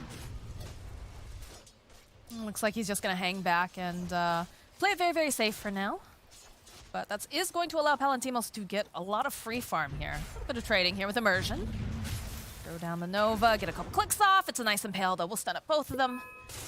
But they're just being annoying, obviously, in that top lane, making space for the Lifestealer. Got his HP lower, and he doesn't have any tangos left, so it's okay, but not the best so far. On the mid lane, no one's doing great. 10-1 versus Conquest 7-0, but approximately even. There are a lot of denies coming from the Lifesteal. That's one good thing going on. Palantimos has 7 denies already against Afterlife, definitely making his lane hard. Now with level 2 picked up, he's got the free built-in Orb of Venom effectively, and he's got Feast, so his lane staying power is going to be huge. He blocks the small camp. Yeah, just a little bit of trading back and forth, too, between the Nyx and the CM. This is a really hard game for this Nyx. It feels like not a whole lot that he can get done up here. Yeah, this is what happens when a hero is popularized so much. It's like every game you play against him, people get really good at exploiting their weaknesses, knowing how they're going to play, and because top players are almost always going to stick to those same kind of patterns because they're just more efficient. So yeah, you're going to see these smart reactions against it, and it's also picked first, so they have the entire draft to prepare for it and to be ready to fight it. So it's like, you know, just a matter of time basically against good players. In some cases, though, is it worth it to be just a little bit like weirder with your movements? You talk about, you know, the fact that these players, you know, especially the pro players, they know that this is the most efficient, but if they're being hindered by that efficiency, is it even still worth it? That's a decent thought to go through, but the problem is that it's the early game, and there's only so much you can do. You need to stabilize the lane for your Underlord, you need to get pulls. All that stuff is very figured out and straightforward, and that's why Unique is being so careful here blocking camps, for example. If they keep blocking the small camp, then that means Nyx Assassin is forced to try to zone these 2 supports, which is dangerous. Afterlife might be in trouble now, though. Yeah, this is not looking super great for him right now. They'll throw down the Firestorm, and they get the Impale off, but they also have the Frostbite, and they should be able to get Palantimos that kill here in the top lane. So tri-lane's working out pretty well for the side of Unique so far. Yeah. And I love this fast Orb of Venom pickup that Lifestealer went for. A lot of the Lifestealers we see, they don't end up buying this because they think like, it's okay, I don't really need it. But against a hero like Underlord who can't fight to the death, it's perfect when they have this tri-lane situation. Did have a little bit of the rotation down here. Not quite enough damage, though, to take out Sneko. So Slayer is forced to go hug his tower. Not bad. Yeah, they gave Palantimos a decent start here, especially with making sure that they got that kill, so... Yeah, exactly. And like anytime Afterlife runs up, he's gonna get slapped like 6 times, so. 4-minute rune comes up. Pikachu snatches it out from underneath the nose of no one. Torrent there. Guarantees him the rune. Merchant's still struggling for experience too. Just picked up level 2 himself, but he will get a small pull off finally. So, good for him to start the game finally. Now, I know they said that it's going to be kind of a difficult thing here for Afterlife to lane. How much of that has been not alleviated, but like how much of that is still an issue for him? Because they said, you know, he can only die a couple times before he just doesn't have a game. Yeah, one upside is that Lifestealer won't really do that much damage to him. Like, Lifestealer's sustain is great, his flow is good early game, but his damage isn't insane. So basically what's going to happen is he's just going to get out-traded almost every single time he comes forward like this. He'll just get slapped a bunch of times. Yeah. But luckily he's also gotten levels because a merchant has been stacking his own levels. So what it'll turn into is you just come up and you Firestorm the wave, basically. Palantimos will deny some of it, and then you go back to jungle if possible. But like they pointed out in the panel right before they cut to us, it's still not going to be as fast as what Beastmaster can do. So it's going to be a rough time for Afterlife for sure. Well, it's just easier to get things done with a Beastmaster, especially because of the fact he is meta, the fact he is going to be grabbing up those Necro books. Yep. You can just farm more rapidly. You have to Firestorm every camp that you work on as an Underlord, whereas Beastmaster has a lot more uptime for his damage because it's summons. So it just becomes easier for him to always feel like he's doing something, pretty much. Mid lane's dead even, so pretty straightforward there, but 6s are up, so we'll see if they think about rotating with runes or otherwise. Yeah, it feels like, I don't believe... Oh, no, never mind. Pikachu does still have a full bottle. So I saw that the Nyx Assassin made his way over to the top rune spot earlier and snapped that up. But... I mean, if these side lanes are fine, and they do feel that way for Unique, especially with Phase down Lifestealer, he's very difficult to kill. He's going to be content with his lane. He doesn't really need a gank. That could mean that Pikachu gets to just stick mid lane. It's going to get pressured here, though. Yeah, this is nice. The rotation for that 6-minute rune. Have that Remnant here. Torrent will connect, though. Over onto no one. They've got backup. There's a lot of supports coming in. Ghost Ship getting dropped down. Pikachu running for his life here. Does have those bottle charges, but I'm not sure he's going to be able to juke hard enough here. He's trying with everything that he's got. They don't have any of those... Oh, the is up there. Pikachu sitting at 7 hit points. Needs 14 seconds of TP here. He's going to stay at 0 for a long time. Okay, now he's going to start healing. Radiant's courier has been killed. Not bad. All right. Half of his face. It's got a TP into. All right, he ends up barely staying alive. Really nice reactions there by ASM Gambit, the Spike Carapace reflection on the boat. But yeah, once again, the boat buff just delays all of that damage, and once it comes through, it can't kill you, and that's why he was barely able to survive. Yeah, that was very, very close indeed. But we're seeing some more pressure being placed now into the bottom lane. Ghost Stick and Slayer hiding in the tree line. Do have 3 heroes down with the Cardi wave. I'll send the Boar out to do a little scouting, but they do see that Tomato over there. Frostbite coming out here from Slayer. Looking here as they get the slow off. Follow up with a nice Impale. Bignum, though, coming in. Is going to try to protect Slayer, but the Ray Fire Blast comes out, and Seneko will get the kill. One big weakness of the draft is they don't have a Caudle-like hero to stop waves. Well, they did a decent job here, but with the Hellbear smash up and tanking the tower now, this tower's dead 100%. So this is going to allow Monaco Gambit to just start pressuring the enemy jungle pretty effectively.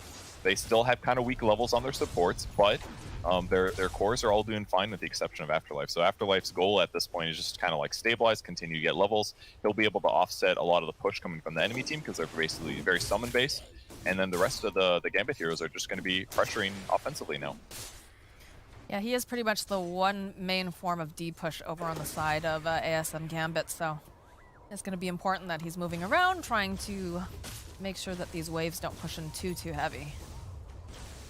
It's interesting that we haven't seen much movement, though, coming out from the mid here. So the smoke over into mid lane. You snowball over onto Immersion. Slayer will go down, though, to no one. It's just a bit of a hit and run here.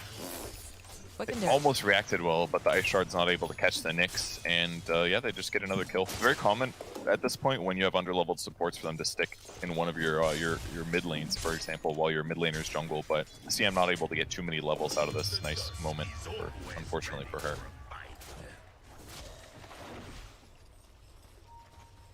Still are going for Armlet this game, as is pretty standard at this point, just a lot of damage and armor and all that stuff, but I don't really see him getting active here until he picks it up. He's just not that useful in these early engagements. That's certainly one of the weaknesses of the hero compared to other carries like Juggernaut or Wraith King. Wraith King's in the action getting stuff done right now. He is. He's got the boys up. There's the Torrent coming out here. Palantimos joining into the fight as well. They're looking for the Impale, but you can't quite find it here. X marks part, dragging right back over here onto this Wraith King. That he's still alive. He's going to be able to walk away the shards. No, it'll go and trigger that reincarnation. All right. Don't want to go in here, though. He leverages his survivability to just slap the Wraith King and burn a big ultimate. That's over 3 minutes without his ult cooldown, and Just a little rotation like that, even though his damage is weak, it's enough to force them off and buy some time. But still, we're looking at a 2k gold advantage for ASM Gambit, so still kind of scary, even if Underlord's a little shut down. I was about to say Afterlife probably loved the fact that everybody teleported over to the middle lane. He finally got a moment of peace to actually hit creeps and, you know, get a bit comfortable. But you can see the teleports also coming up here to the top lane. Gonna go and ensure that they get themselves 10-minute runes and perhaps put more pressure on that tower. Afterlife's not even doing that bad anymore. He's only like 700 gold behind where Lifestealer is, so he's got lots of regen, he's got Soul Ring, Arcane Ring, he's rushing for Vanguard, and very likely going to buy a quick Crimson Guard to deal with all the summons and the right clicks. I mean, when you're dealing with Tag Team, which is just bonus physical damage, it's one way to get that solution. Tried to finish Vanguard, but now he's going to pay for it. Yeah, they were just all waiting for him here, it feels like. Drop the Pit of Malice, got the Firestorm going, but X marks spot with the Frostbite and a big ol' boat for a big ol' boy. We'll take down Afterlife. Now, they do get him, but he did buy out. He walked to the camp, bought a win lace as well. So he actually lost no gold from dying, and this is going to allow his team to now pressure the mid tower with the catapult wave. So not bad at all for him. It's very good gold for their opponents, but that's it. It's very interesting, too, the lineup that has the Beastmaster. You know, he's still farming up, still trying to get these items going, but still, yeah, we've got the Necro 1 on. But it seems like the side of Gambit just doing more tower taking, being more aggressive on the map early. A little surprising here. Immersion just waiting patiently. Hey, Palantimo's over here, though, on the side. They will be able to go and get a quick pick off on Slayer. Now, Palantimo's forcing out the Rage, hops the ride here over into Bignum. They turn around with the Roar, and they'll be able to take down no one. Got an X over here on the side, it sounds like. Just gonna drag back the Wraith King. Doesn't feel like he's too worried. You know, he still has a couple seconds left over before that ultimate's gonna be back up, but does have the rest of his team protecting. It was great considering it looked like they were maybe gonna lose somebody, but that Roar with the damage follow-up, Tusk really paying off in that circumstance. Just huge damage amplification. They kill a big hero. Void Spirit's still on the top of the net worth, so it's not terrible, but still a nice, comfortable 2k gold lead for ASM Gambit. Going for Radiance, 1,000 gold from Relic. Still feels like Unique really would love to put some more pressure on this top tower. Double damage rune is available bottom, though, so looks like they'll be able to snap that. It's just hard to pressure top, basically, based on how Afterlife has been playing. He's spending a lot of time sitting behind his tier 1. He knows that his opponents can kill him, but he knows he can't just be greedy and continue to walk forward and Firestorm creep waves. He's got to be very careful when he does it, and he's got to wait, ideally, until enemies show. Going to show briefly here, once again, juking into the trees. He'll Firestorm this creep wave, most likely. But no, he's waiting for rotations from his allies, actually. They actually want to kill Pikachu in this circumstance. Yeah, no one getting into position. Hello with Immersion. Don't believe they have any vision here. Palantimos, though. Looking at each other. Waving hello to one another. Oh, I see you frequent this part of the jungle as well. No one's just going to try to finish up. And rest of the team, though, sitting on the low ground, providing that support should they decide to go and initiate on him. Great place to farm. If there was an engagement, he could easily rotate over to kill Kunko or to help kill Kunko. Doesn't happen, and that's okay. Still hitting creeps in the meantime. Afterlife still accelerating a little bit, going for a hood next. Just wants to massively increase his survivability that way. He is difficult to burst, and therefore he can either save himself if he gets gone on in these circumstances, or can set up for his team. So he's playing great so far, considering the tough lane. Yep, and he's hightailing it out of here because they've got the smoke. They're being really aggressive coming out from the side of Unique. Do you manage to take the tower? They will run into Afterlife, though. They've got Ghost Stick here, as well as Big Numb. The Roar is going to get used, and they've got a decent amount of damage coming out with the axes, the Necro Book, everything here, but just maybe not enough damage to kill Afterlife this time. Just enough to be a nuisance, but no one joining back into the fight to spy himself Big Numb here. So he'll use that Remnant to get the Astral Step forward. A couple clicks, down he goes. And Ghost Stick now also being caught over here on the side will also fall. So it was a lot of things that they used on that Underlord, and they weren't successful, and the side of Gambit was able to punish them for it. Yeah, you would think he didn't get ganked, but he actually accidentally ganked himself by building Tranquil Boots. Big mistake there. He bought that Windlace earlier when he diebacked, and then he just brought a piece of his hood over and accidentally made the Tranquil Boots and disassemble it in time. Not usually what you want to do, but hopefully he doesn't want to build Greaves later. But I don't know, it's not that big of a deal, but it hurts when it happens. Always feels bad. It happens sometimes. Is it griefing, though? Is the question. No. No, I would not report this person for griefing. Only if they built another Tranquil Boost after this. Then Okay, that's fair. That's fair. X-Max is out, though. Dragging right back over here. Pikachu throwing out the boat. Will connect over here onto the Nyx Assassin. It looks like Immersion is going to fall. Perhaps just a bit too deep there. All right, they're getting trades. It's fine to get these little these trade-offs if you feel like you're winning the game, and they are slightly. Underlord's still pressuring the top lane, which is great considering the game circumstances. They're going to move over, want to get this free kill if possible. It's not really free. They have to work for it, that's for sure. All right, now his hit is complete. Now he's really hard to kill. I was about to say, like, they tried to get the kill earlier on him before he had all these items, and they still were not able to do it. So definitely not a free kill. But no one's just going to play a little bit with Pikachu. Does have the Enchantress nearby. But does feel like they're trying to reclaim their jungle here. No one finding the Crystal Maiden. Slayer just goes down immediately. Ooh, and the tip. He has died a few times. 0-5 and 2 right now. Usually doesn't die that much. Generally, I've seen him play pretty effectively on the Crystal Maiden, but it's hard this game. I mean, they basically did an aggressive tri lane. They didn't get that many kills there, so he got a little under leveled. Then he rotated back to the other lane to try to get stuff done. But there's just a lot of really relatively tanky, good heroes at fighting and diving on the Gambit side. So it's hard for CM to feel really utilized here in this match at this point. It only kind of gets worse typically for CM as the game goes on. As a Crystal Maiden player, yes, it absolutely does just get worse. But especially when you see that Void Spirit, he's got that point booster going, working on the Ags. Yep. Things will start to get worse when you have a Nyx Assassin hunting you with the follow-up. But the teleports are going out. They don't want to stick around here over in the Radiant jungle. Although no one is playing a little dangerously here. There's multiple people here. But it does feel like, in general, they are just trying to leave. He brought his team this time, so it's going to be a lot easier to get the D-wards, which is a good way to offset things. Like, they know their opponents are still farming well, but if they just do these occasional D-wards and scout area with Necro 3, then it's going to make it a lot harder for Gambit to play the game. This is the benefit of having a summons here, even though Beastmaster hasn't performed quite as well as Afterlife on Underlord has. Mid, If they get this grab. You have to be really fast with it. It's like, you basically have to lead with Roar or you're not going to catch him. Well, they were You can smoked up. easily... Yeah, but like, he's going to see us. What else catches him? They're going to snowball him. He's going to jump away. He could Yules himself. He has Dissimulate. He has so many outs. He has to get like Roar into kill. It's like the only way that works out. And they didn't have vision ahead of time since it's nighttime. Low chance of getting that kill. So good for no one to evade it, but kind of hopeful there by Unique. Did you spot out Afterlife? Not the guy they want to kill necessarily, but... I have to say, they've been trying to gank this boy a couple times now, and they have not been successful. I just know it would take too much, and worst case he casts Dark Rift anyways and gets out, so difficult to engage. But everyone's still farming relatively good. The 3K advantage has been static this last like 5 or 10 minutes, so they're not getting more behind at least. And they still have a really strong team fight, really good damage amp. They're going to have Necro advantage for the course of the game, so there's lots of upsides to them. Is this a draft, though, coming out from the side of Unique that really needs to get, snowballing early? They don't have to. It definitely can help.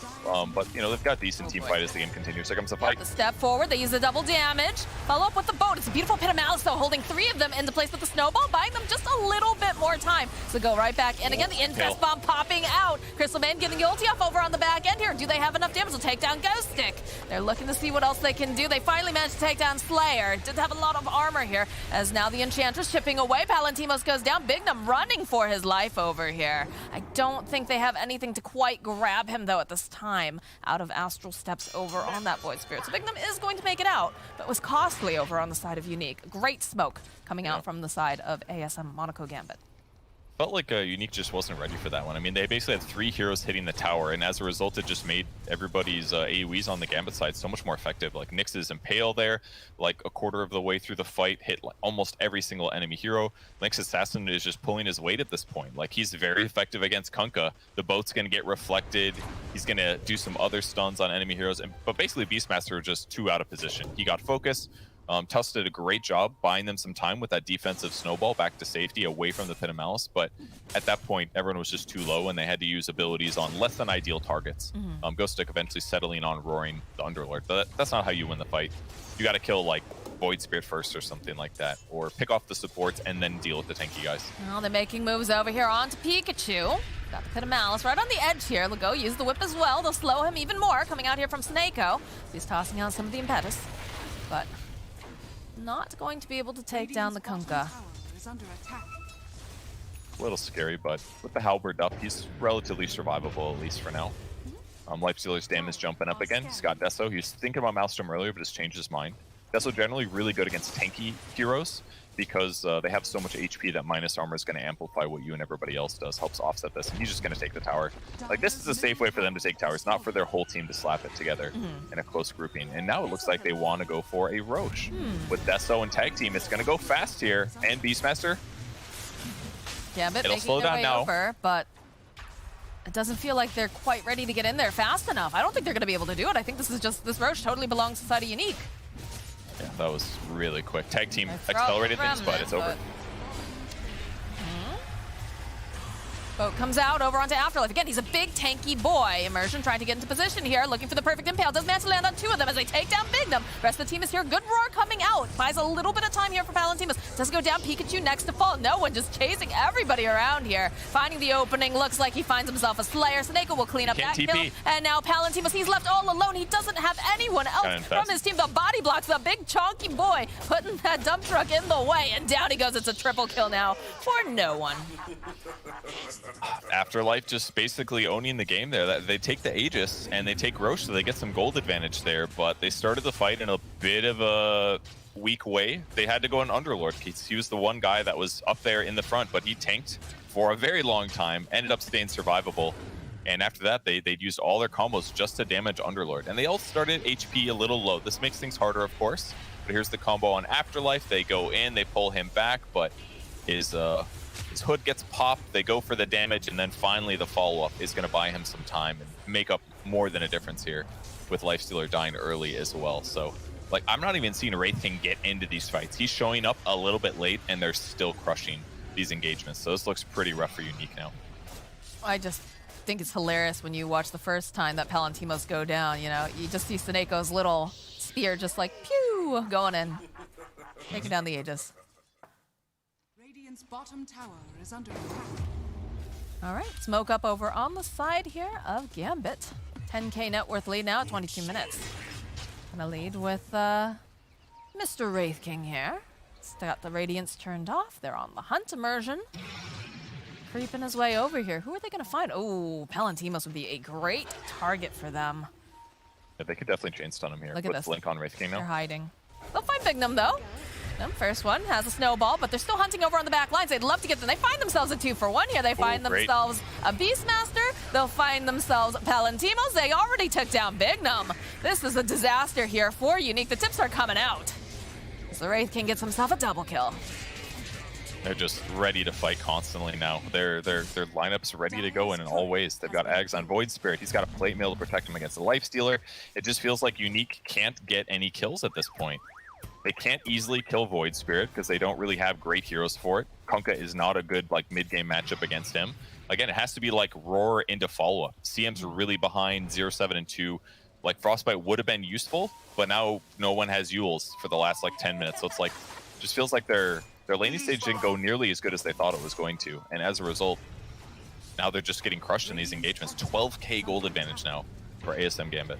And it does say something about, you know, Afterlife's tenacity, the fact that he just really had a very uncomfortable lane the entire time, right? But he stuck with it, stayed in the lane. It's not especially, you know, exciting to be playing Underlord, especially when you can't even leave your lane, but it paid off. He's now got the items that are necessary to be that frontliner, like you said, and just absorb all of this damage, and then eventually, you know, no one cleans up, and it's followed up with the Wraith King, as he usually shows up towards the tail end of the fight.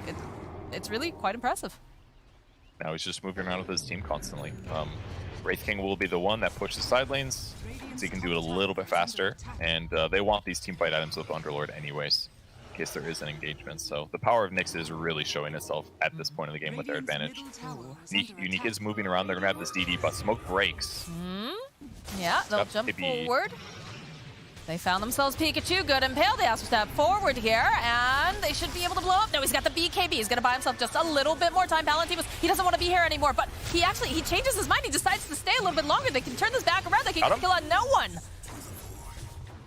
Now they're just still going forward, though. I don't know about this Palantimos. I think you just walked up to your death, and indeed he did. Over on the side now, too. Underlord throwing down the Pit of Malice, holding the Crystal Maiden into place. Does have that Yules here going forward. Still rooted up. They'll turn around, and they've got plenty of detection. Both of the sentries getting dropped just so they can kill Slayer.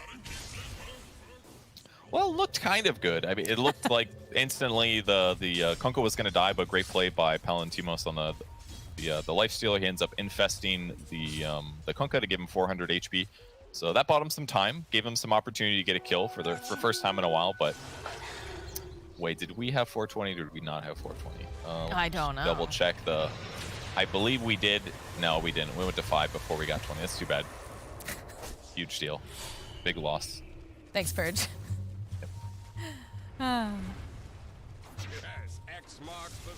Well, perhaps just a bit too greedy coming out from the side of Unique, like we said. Yeah, the kill on no one, really nice, big deal, but they kept charging up, and they went up into the high ground into 3 heroes with Palantimos.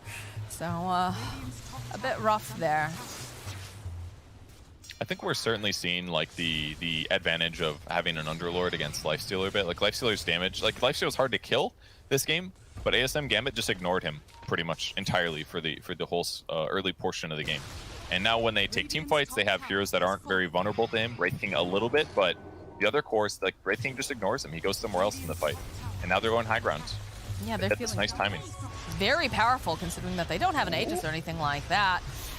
Poor Kunkka is just going to spend a lot of time in the area. He does pop that BKB, though. They'll turn their attention now over to the Wraith King, but again, he's pretty difficult to just chonk away at. Doesn't feel like they have that damage right now. Step forward here. Over onto Kunkka, drawing him back. Wraith King sitting a little bit low on the back lines, and Palantimos is just frantically hitting creeps. Jump forward, though, again here over onto the Kunkka. Pikachu is just obliterated now. They throw out the tips. Big no. All right, Frostbite does come out. Palantimos, he's joining back into the fight. He's trying to see if he can just take down the Wraith King, but he's got another life here. It's going to be so difficult. The Rage comes out from Palantimos. They just can't do anything against this crew right now. They can't. Really nice call GG. itemization. Yep. I mean, they've lost every fight convincingly in the last couple engagements. Now they've itemized perfectly for shutting down their opponents. This Yule Scepter pickup that Afterlife just got, they chained 2 Yules in a row to guarantee that his X didn't go back. That's the only way to prevent it. You have to put him in the air when the X finishes. 1 Yule's hard to combo because X lasts for 8 seconds on yourself. But with 2 Yules, that's 5 seconds. They put him in the air, he forces BKB, they disengage, they go back in, and then he dies. And without Kunkka's team fight, they cannot win that engagement. So the fact that they had those items basically meant, like, Kunkka, you just can't slow down this push anymore. The game is over. And that's why they GG'd without a super convincing team fight. They were just way too far behind. Pretty sure Pikachu wanted to get off of Afterlife's wild ride at that point with all the Yules going on, just spending too much time in the air. He's a sea captain. He doesn't want to be there. But yeah, no, I mean, they definitely took control of the game. They were very patient, even with the Underlord having a lot of issues early on, and it definitely paid off. So I'm going to toss it over to my desk and see what they have to think about all of this. A lot to say about a game like that, and we're going to say all the things and prepare for the second game of this best of 3 series after the break.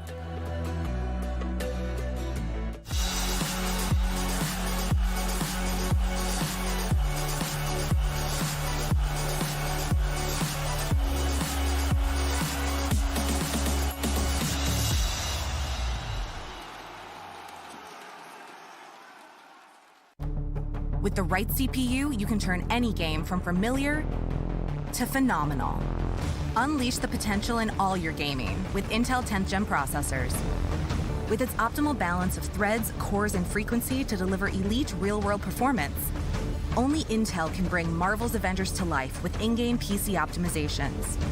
Supercharge your Marvel's Avengers experience with Intel Core i5, i7, and i9 processors. My name is Jordan Gilbert, aka Nothing. Hi, my name is Sue Lee. My handle is Snix. I think it's important for these initiatives to happen. Empathy really goes a long way, and it always means so much to us, and I think that's where initiatives like this really help.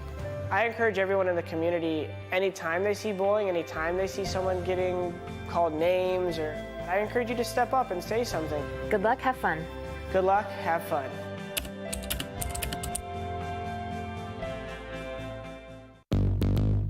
What's your style?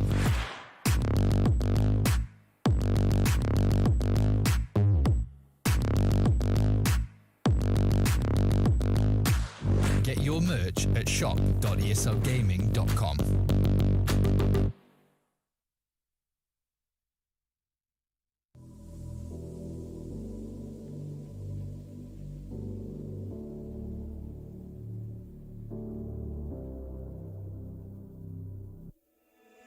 Sarah, I hurt myself today trying to make the pain go away.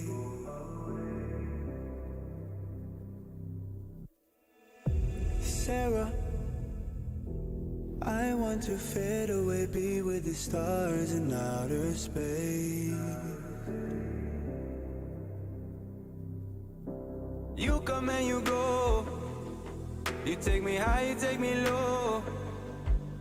But I don't know how to do this on my own anymore.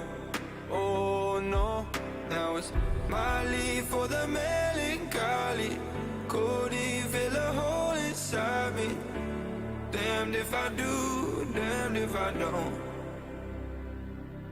Now it's Xannies till I numb my psyche. Cocaine just to feel my heartbeat. Nothing to lose, nothing to gain.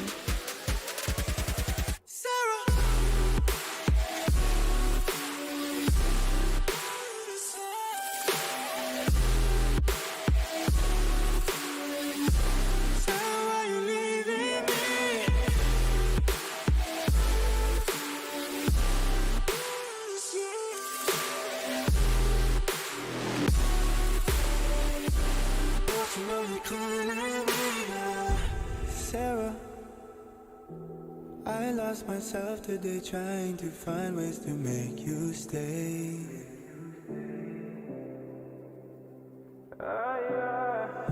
Sarah, I want to go away, close my eyes, never wake up again. You come and you go, you take me high, you take me low. But I don't know how to do this on my own anymore. Oh no, now it's my leave for the melancholy. Could he fill a hole inside me? Damned if I do, damned if I don't. Now it's Xannies till I numb my psyche. Cocaine just to feel my